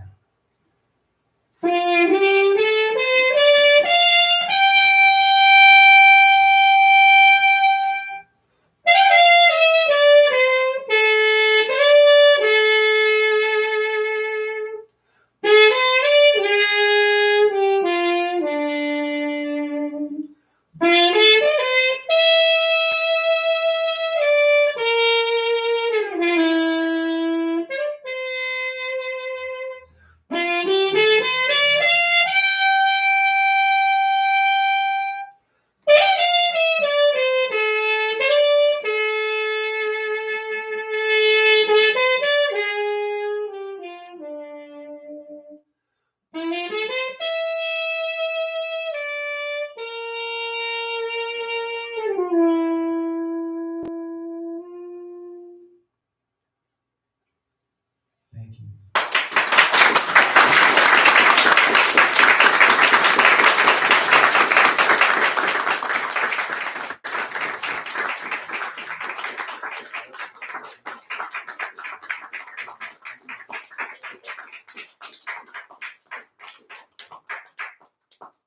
Wow. So thank you very much to both of you.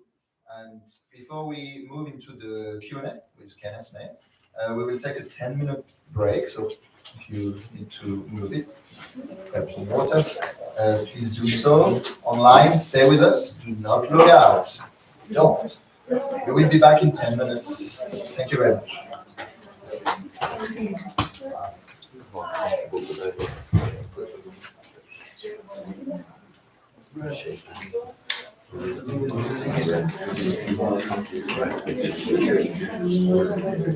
What did your bench say?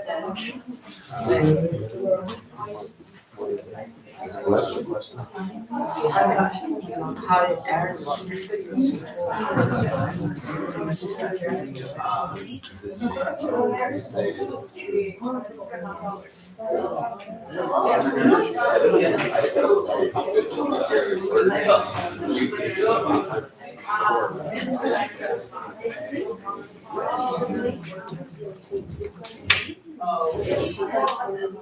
Maybe that's what this is.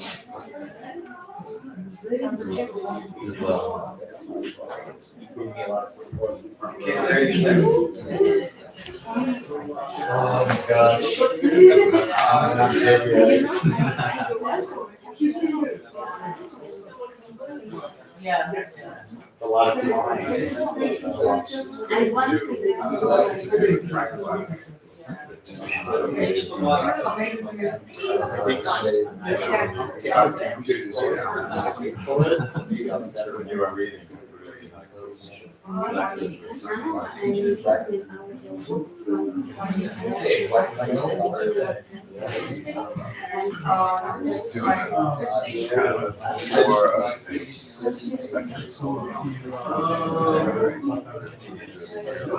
Not only these,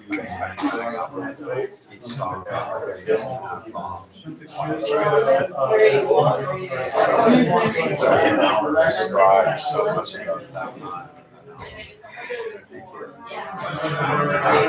A little bit parts of it. Sometimes I just spoke.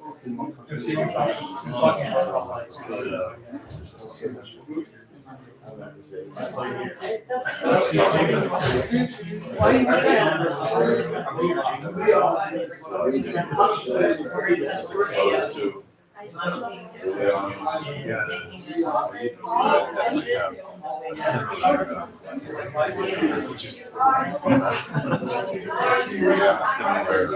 It just feels more real. feel like I was just a little too young, and I have friends who are into Pixies and all that, and kind of good sonic food and stuff, but they had older brothers or siblings that were in college at the time that exposed them. I had an older sister, but she was never into anything like that, so more stuff. My relationship was 36 years now. Most of our cousins are age so cool. This is Am I not watch? the beginning of Korea. Each family was so different. I have a lot of stories. I was just in weeks, a few months ago, and he approved the image for these. He approved the image. This is from the April 19th meeting. I mentioned in the essay.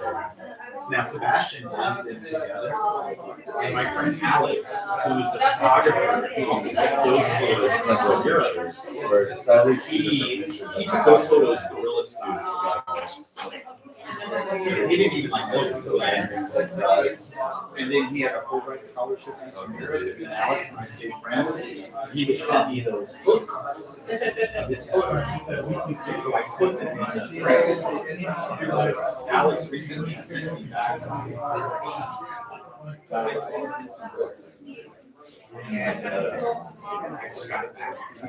Now there will be a literary part to this exhibition. Where I have a bunch of books.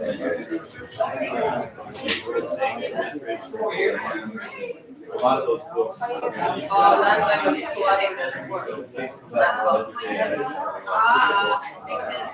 We'll arrange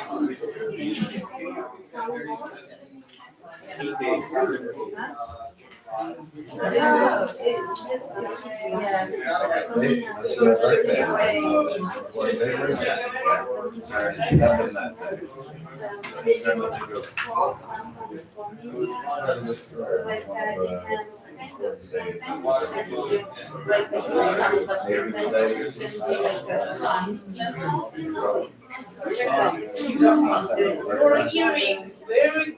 I'm trying to remember what. Oh, that's okay. Second. Oh, that's the big I think I was actually. His birthday originally was like 80 something.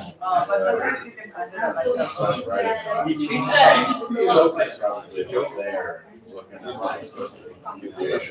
Komunyakaa was his grandfather. You open His father, his grandfather, smuggled into America.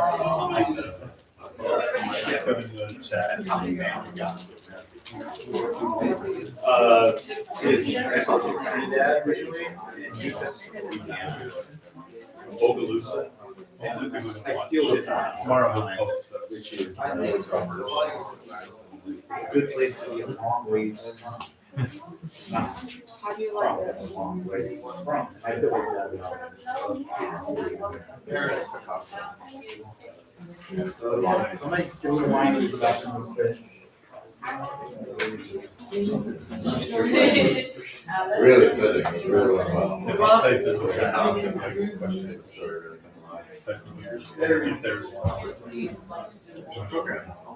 Yeah, He works.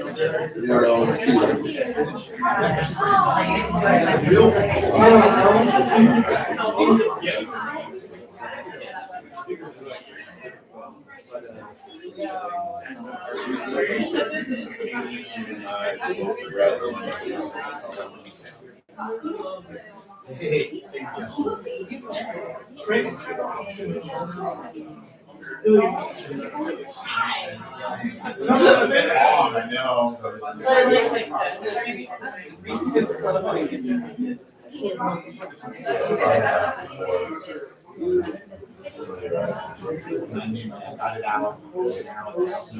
all, did you look at these pages? This is all. For a couple months. I think that we did.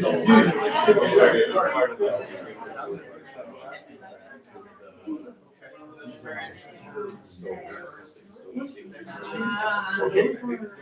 paintings are by Steve Stoller.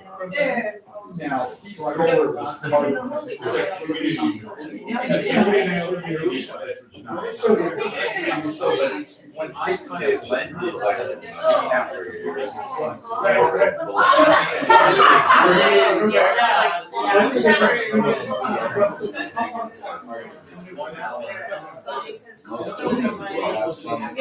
right, at the university,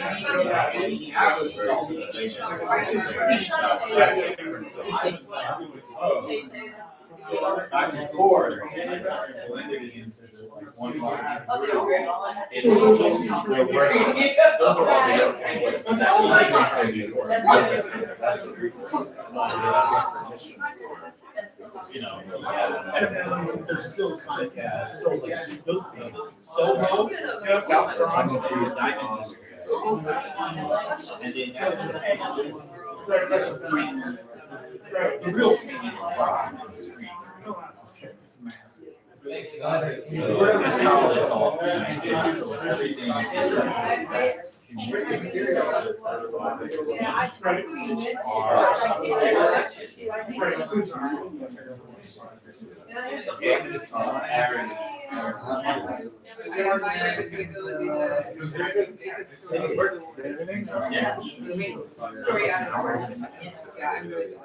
yeah, longer than 40, but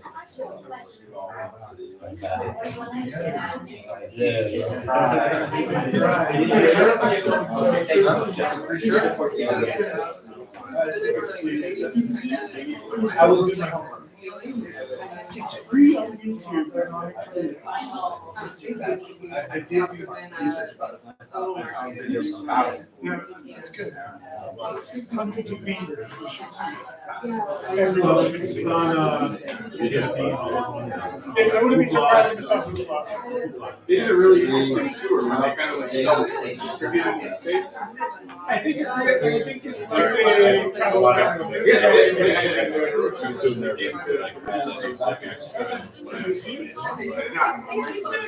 We're going to just so cheap to pay, like perfect.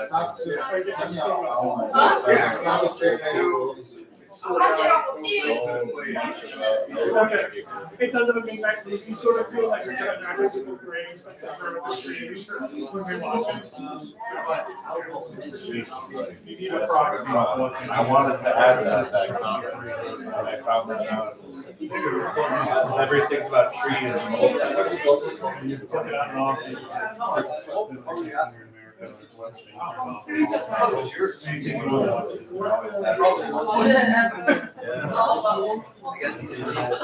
I guess you can be there. Okay. Yeah, do you see it? But no, I think it's not that big here. I don't think I can and two beer champions.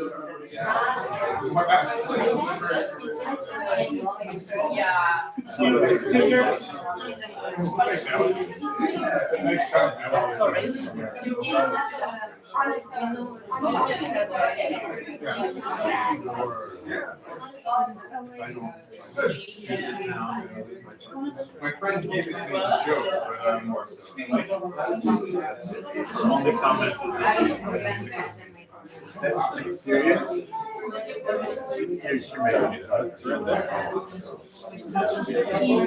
Sound of the instrument is wonderful. Oh, it was from her. Your mom's young.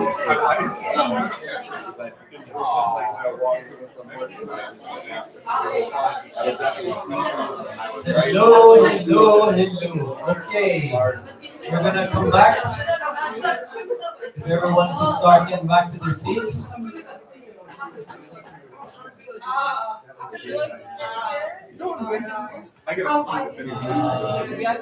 We're gonna restart in a moment.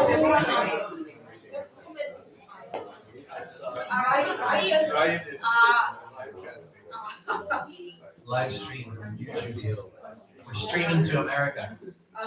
Fans across America. YouTube streams across America. Okay.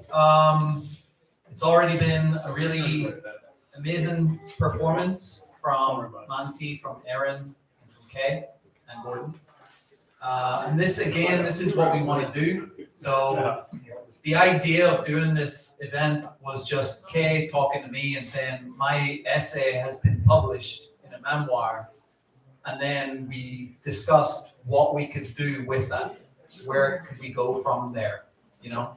So any ideas that you have, anything ever, you know, come and speak to us, myself or Min, and we can figure something out.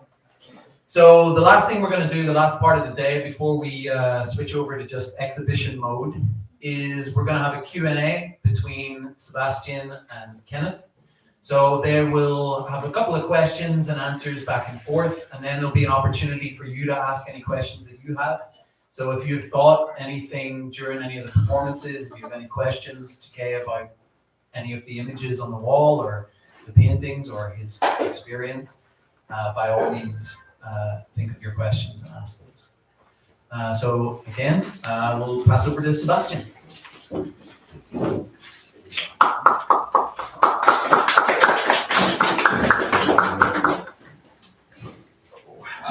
Hey, thank you all. So, for those of us who helped out to organize this event and put together the exhibition, it's been pretty remarkable to interact with you and discuss over the last few weeks, because while you would typically organize an event and, you know, it would come quite naturally, this one is not your normal event, isn't it? And so, just the first very simple question, those 70 minutes, how did they feel? A little nervous at first, of course, but I like to think of nervousness as energy that hasn't been applied yet. So that's kind of a belief I have, so I have to trust that. As you mentioned, I'm usually more comfortable organizing events that feature other people. And so I did feel like I had some doubts sometimes, you know, like why am I doing this? But eventually it all goes back to community participation, sharing, and those things. And once I got that foundation back, it felt pretty good. So, before talking about the tale itself, I'd like to briefly talk about the room here. So, a story reading or reciting doesn't necessarily need an exhibition, right? So at what point did it become evident that you wanted this to be more than just a reading? And especially looking at this, so you have, like you said earlier, photographs there, poems that you selected, paintings here, carpets that you bought. Essentially, you sort of recreated your living room a bit. So it's an exhibition. and after tomorrow, there's going to be your books of poems from those poets on display for people to read when they visit the exhibit. So it's an exhibition, but it looks almost like a mind palace to me, right? And so again, why was it necessary? I'll go back to Yusef's phrase, amorphous and cumulative. I felt like the tale, even though Yusef and Etheridge and the dice and hard time hustle, that's comes from a line of one of Yusef's poems. And I'm one of the dice, even though I'm not mentioned as a die. And the memoir captures what I hope is the essence of that era, but that era was so rich with artists and people, and the Steve Stoller paintings, they're here because Steve and Yusef and Etheridge, it was all one big community. And Alexander, his photos, Alexander was part of the community too. And it doesn't feel right to just read it on my own as just me. I'm just an ambassador for them. And so it felt like it had to be communal. Otherwise, I really just couldn't do it. It works.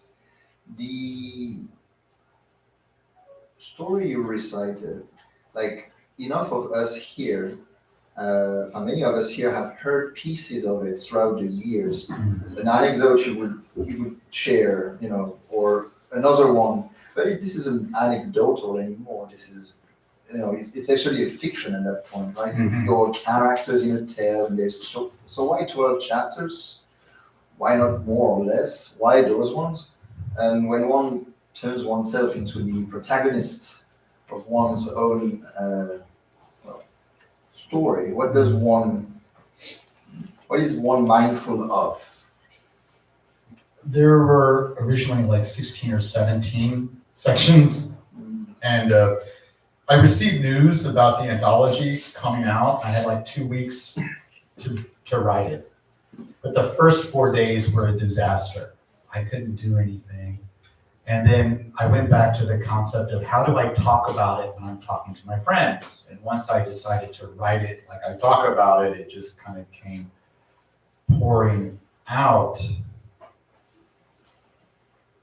And those 12 sections encompass mostly from 1988, when I met Yusef, January 88, to Etheridge's death. And then the last section, We Free Singers Be, is more of like a summation, even though it's written more modern. But Yusef and I, our friendship was, the bulk years were 92 to 96. So that could be its own massive thing. But, you have to draw the line somewhere. And Etheridge Knight and Yusef Komunyakaa are two titans of American literary history, of African American literary history. And they are referenced as meeting in lots of other texts. And my name is sort of in those texts as introducing them. So I felt like it was my responsibility to maybe fill a place in literary history. And that's why I wrote it with that focus of 88 to 91. I wanted to fill a place. Okay. Well, I understand writing it. Yeah. Performing it is something else, yes. And I wonder, considering how important it is for you in terms of like being essentially your poet's origin story, was it necessary to liberate yourself from it as well, to use a part of the text to, let it go in a way, literally by saying those words to others? Okay, it is that. There's a little bit of that in there, but it's also something else. And that something else is about contributing to time and culture. About 10 years ago, I was at the Van Gogh Museum in the Netherlands. And I was looking at those Van Gogh paintings, Crows in a Field specifically. And I thought, wow, I'm engaged in a conversation with Vincent Van Gogh right now. I get to participate in that. And that impacted me quite a lot and inspired me to think of how culture evolves. And that, what if we create a community or communities where our goal is to impact culture, and so that you can contribute in a way that it spreads amorphous and cumulatively out.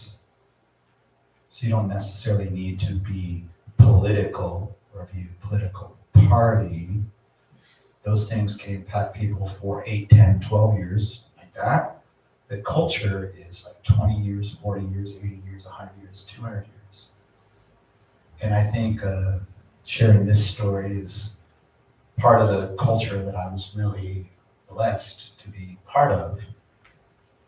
And in Busan, we have an incredible art culture in Busan with so many contributors. And I think that the vibe that our larger community creates will permeate and affect other people for decades. And it's a way to win. not win, but make things better. I don't know if I answered that, but Something like that. Actually. I have a few questions on my own. Of course, if someone has a question already, do you raise your hand? Oh, yes. I was really curious, you said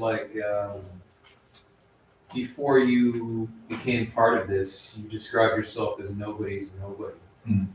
And I'm always really interested in when writers write about their life before they fully develop a writer's consciousness. So what were you like before this? Because you gave us a sense of it, but it just made me curious more. What was the Kenneth May like before this kind of formative experience? okay, sports. Sports. I played baseball, I played basketball, I love sports. There are similarities between sports and art. You participate, you cooperate, you have to take individual moments. So I think before I became an artist fully, I was probably much more competitive and a little less cooperative, even though there was cooperation in me.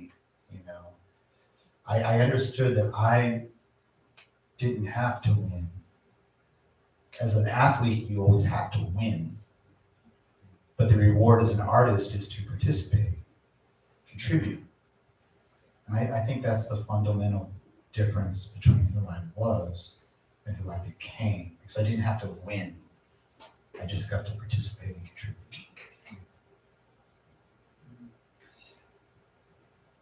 Follow up on it?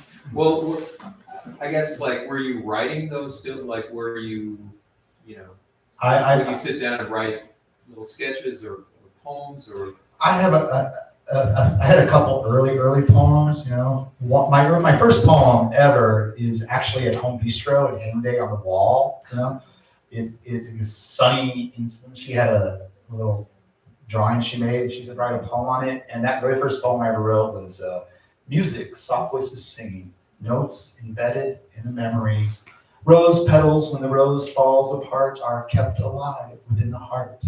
In my mind, when you're far away, always leads me astray. Which is totally ripping off John Keats, But I dabbled, but it wasn't serious.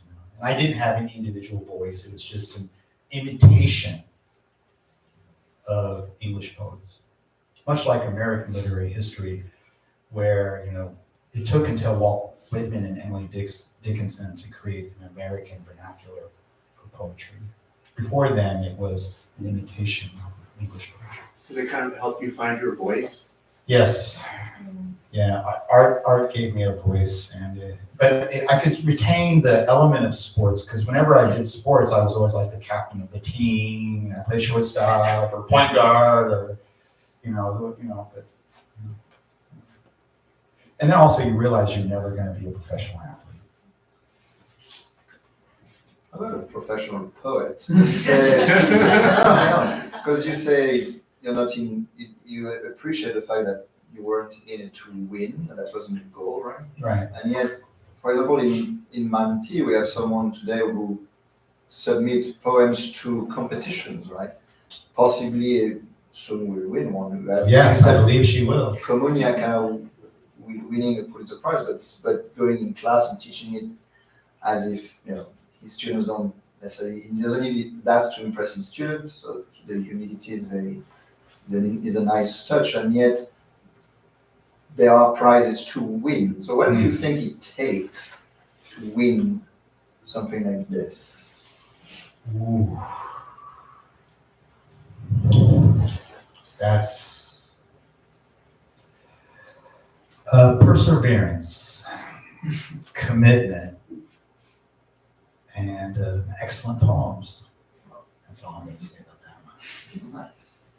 Sorry. And a submittable full of rejections. And a submittable full of rejections. Over 100 rejections. Yeah, perseverance, yeah. So I am obsessed with the story you told about being kind of tricked into following Etheridge on stage one last time. What do you think were the motivations behind him kind of leading into that position? Okay, you're talking about the scene where I drive down the road? No, where he said Etheridge Kenneth's going to is come tribute. up on stage after me. Oh, Yusef. Yusef, sorry. Yeah, Yusef invited me on stage. I had no idea he was going to do that. You know, that's just who he is. You know, I think he appreciated our friendship, and you know, he's from Louisiana originally, deep South, and went to Indiana. And sometimes that can be worse. So I think you know, Etheridge had called me and said, "I considered you." And he called me twice, only twice. That was one of them. And I think Yusef just appreciated me, and he wanted me to have a moment. The image we used, so for the folks at home, we had a slideshow going on the whole time. My name's not on the program on that part, but I was part of that. And later we'll have a newspaper article displayed here. I don't think I'm answering your question properly, but I was surprised in that moment and very honored. And I think I don't know what his motivation. I think he just felt like I should have been one of the people up there. And he's just a generous dude. Okay, I just kind of misunderstood and thought they were purposely like, let's not tell him he's going on stage. No. Okay. It was like, you know, there was all these famous poets coming in. You know, it was like a 4-hour, 5-hour, 6-hour event. It was massively long, and you know, there's Galway Canal and Charles. I know that those names don't mean a lot to some of you, but that's like Brad Pitt, Angelina Jolie, you know, Tom Hanks. I mean, these are the top folks. Dudley Randall, who started Broadsides, Hockey Mom. These are massive poets all coming in to honor Etheridge. You know, and then there's a small section for our workshop. And Francie, deservedly so, you know. And Sonny, who was Etheridge's main mentee, he might disagree. And then I was Yusef's main mentee. And then there was Michael, who was like very similar to Etheridge. So I understood those three as the choices. I understood them. I had no complaints. I could still hear his voice, you know, in my ear. Kenneth, Etheridge, I'm calling to let you know that at the reading, not going to be able to give you space. But I want you to know that I considered you. He didn't even have to do that, right? But he did. And then on the card, just like an essay, you know, Yusef asked very casually. How did you feel about that? You mean when I got the stage? No, before, when you found out that you weren't going to read, and then when you did, I guess, yeah, that too. Well, you know, there's like a small tinge of sadness or disappointment, but hey, this is Etheridge effing night. Sure. And he's dying, and this is his tribute reading, and I'm happy to have had that whole relationship, and I'm going to be sitting at the second table right behind him, you know, and I've been in the workshop, and I've got to benefit from all of this stuff for him, and I get to be there in the audience. And actually, I taped the whole damn thing. The tapes were lost, but when I was in Boston over the summer, and I was with Elizabeth Gordon McKim, who's 87, she produced one of the 3 tapes. It's currently with WFYI, Channel 20 in Indianapolis Public TV. We are hopeful that we will discover 2 more of those tapes. So when I go back to Boston next summer and see Elizabeth, I'll spend a few days at her house. I'm going to be looking for those tapes. Who am I to complain? No way to complain. In regards to this relation, like mentor-mentee, so obviously you give your perspective from the time you were a mentee, but since then you have become the mentor of quite a few people. If not the mentor, at least for sure the champion of so many more people. Right? And I wonder how you felt, especially compressing that story and reminiscing about this to turn it into a story of that time compared to now where you are in mostly, I suppose, in the position of being the mentor of others.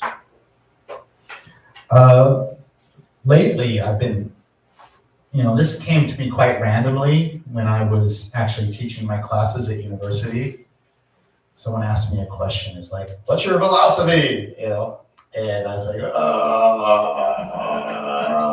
I got 4 verbs. Participate, contribute, cultivate, and appreciate. And I feel like whether you're a mentee or you're a mentor, you get to blur the lines in those things, and you don't have to make the relationship hierarchical. You can actually make it a little horizontal as long as you have verbs that are those verbs. Participate, cultivate, contribute, appreciate. When I was with Yusef and Etheridge, what they could just give me with their essence, well, I can't give them much of my essence. I'm so young. So I'm driving. Okay, I got this. What do you need? I got this. Got it for you. Got boom, boom, boom. So, but I still like to think of the verbs, horizontal relationship a bit, mentee and mentor. Yes. I was going to ask a very similar thing, but I first wanted to say I really appreciate what you said about before as well, like arts being about participation and contribution.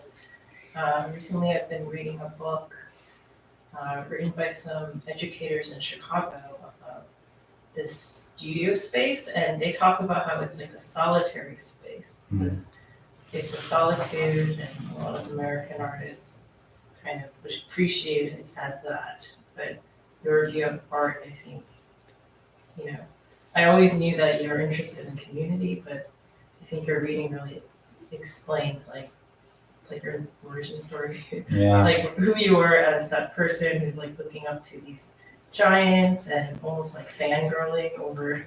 Yeah, I did. over For these sure, I people still do. And I'm proud from to. them. Yeah.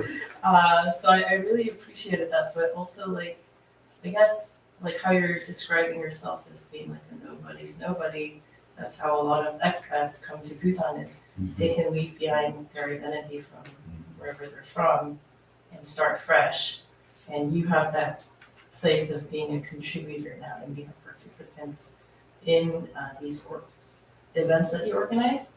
I was wondering how your perspective of those people shifted, your mentors, the 6 that you mentioned and other people maybe. Now that you are in Busan and you are the one who is contributing more to the community and building community. And how your view of them changed since then, how you look back on them has changed. I appreciate them more and more, and I was just talking with a couple folks over there on the side during the break. When I was living that time, I had no idea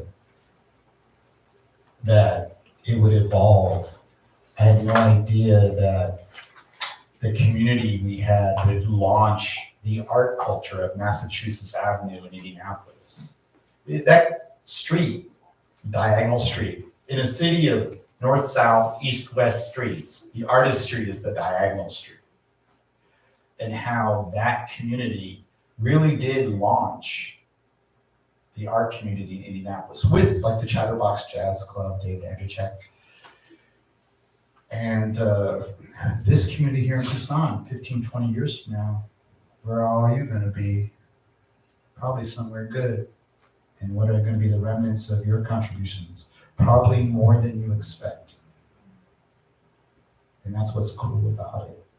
Your perspectives might not change about each other. The way my perspectives about them have not changed, just the appreciation has grown. But the possibilities and your impact of what you contribute is actually what continues. And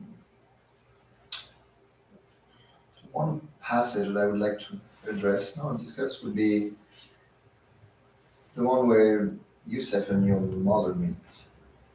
And as artists, when we have those moments where the two sort of spheres of our lives finally meet, right? It doesn't necessarily happen often. And coming from a family where art is not, nobody's an artist before you, sort of. How does it seem to observe those two sides of your life collide? And in this case, you described it was pleasant and interesting, but still, we all would like, I guess, when that happens, that our family gets it. And sometimes they do, sometimes they don't.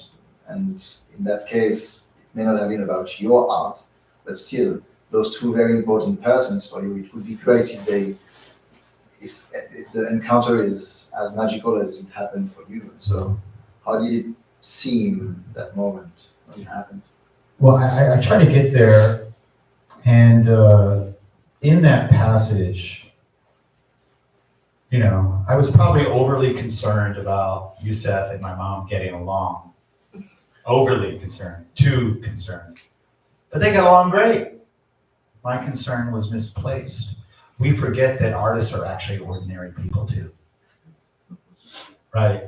Come from common means, and they chatted it up. That was I didn't even realize until a couple of days ago, that's probably the only part in the memoir where I'm like outside of what's happening as an observer.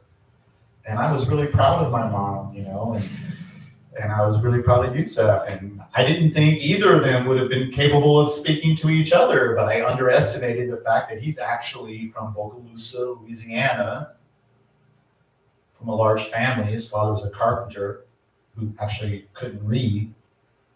And my mom, who's an incredible person, very caring and giving, and, not an academic, but when they met, they just talked naturally, and they just started talking about animals and pets, and and they confirmed each other.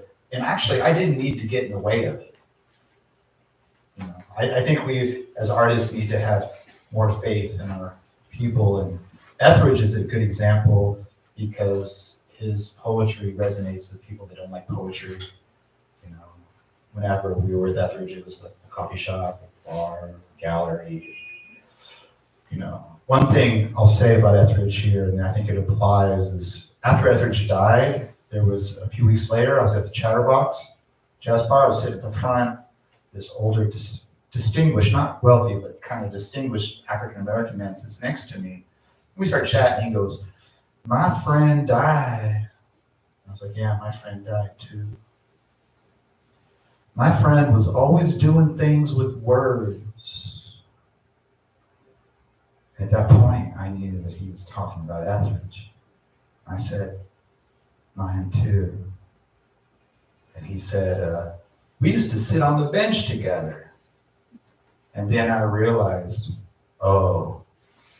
they were sharing their herbal medications together. And Etheridge had never told this guy that he was a famous poet. But this guy had an intimate connection with him. And I think to break down the barriers between art and people who don't like art, it should be one of our goals. Make Etheridge said enlighten and entertain. So, anyway, I think that's it on that question, I think. That's a great point. So, Final question? what I was going to say, is there anyone who maybe has one last question? Yeah. You said that Yusef gave you a B+ in the first class, but it took 15 hours. Yeah. How do you do in subsequent classes? All A pluses. all A pluses, but my thing. Oh yeah. Okay, I think I can reveal this. It's years later. So my last semester, I had an independent study with him. Okay, and the independence course was on Etheridge. So basically, the semester started in January. Now, the end of the semester is coming up is like May 1st. It's like May 10th, he's gonna turn in grades. I hadn't done anything academically. But we had all those hangouts.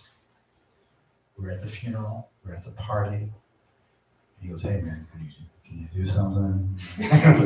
Yeah, so I put together a paper. I hope he's not angry for me for mentioning it. We finagled that A+. So, Congrats for that A+. yeah. Can I say a few words? I would like to thank Sebastian here, everybody around the house. I would like to thank Aaron for giving his first public grant. Manthipe.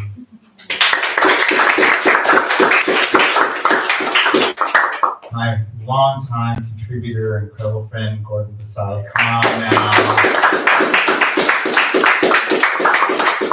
I'd like to thank Ryan Estrada. Please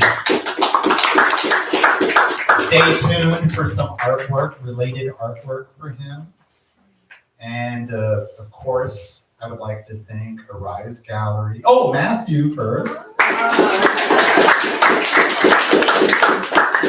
And of course, I'd like to thank Arise Gallery, Niall, and Min for everything. You guys did so much work for this, and we never could have made it happen without all those extra efforts. And I just want to say, it's good to have someone curate me for a change.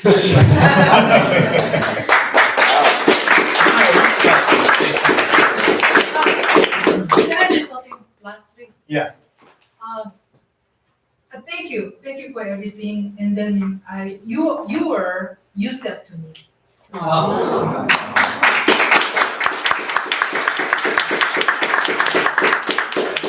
For anyone that watches this later, Rita is a visual artist, and she's participated in many liquid arts events.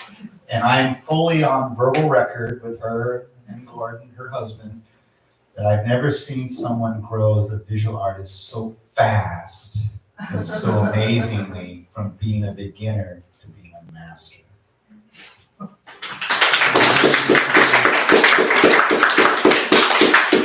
right, well, thank you very much for those answers, for your recitation. Thank you for your art and for your presence. And so the gallery, the event is about to conclude. Yes. Well, we will conclude. Thank you very much, everybody. Again, as always, if you have any ideas, if you've got anything, we are the blank canvas for you to project your ideas. If you've got any exhibitions, any performances, anything at all that you want to do, just talk to us after. We're going to be open today until 6 p.m. I should also mention we've got drink and draw next Friday, so that's 6th of December. It's going to be 7 p.m. Just come, hang out, draw things, drink soft drinks or drink alcohol, whatever you like, and create things, even if you've never done it before. Fuck it, do it. Why not? Today we're going to be open until 6 p.m. We're going to just set up, we're going to take down all the stuff, the lights and the cameras and that. And we're going to just create a little circle. We're going to have the microphone here.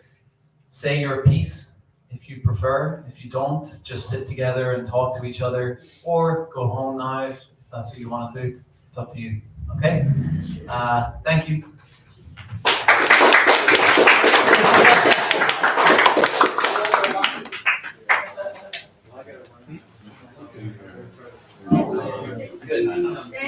Thank you.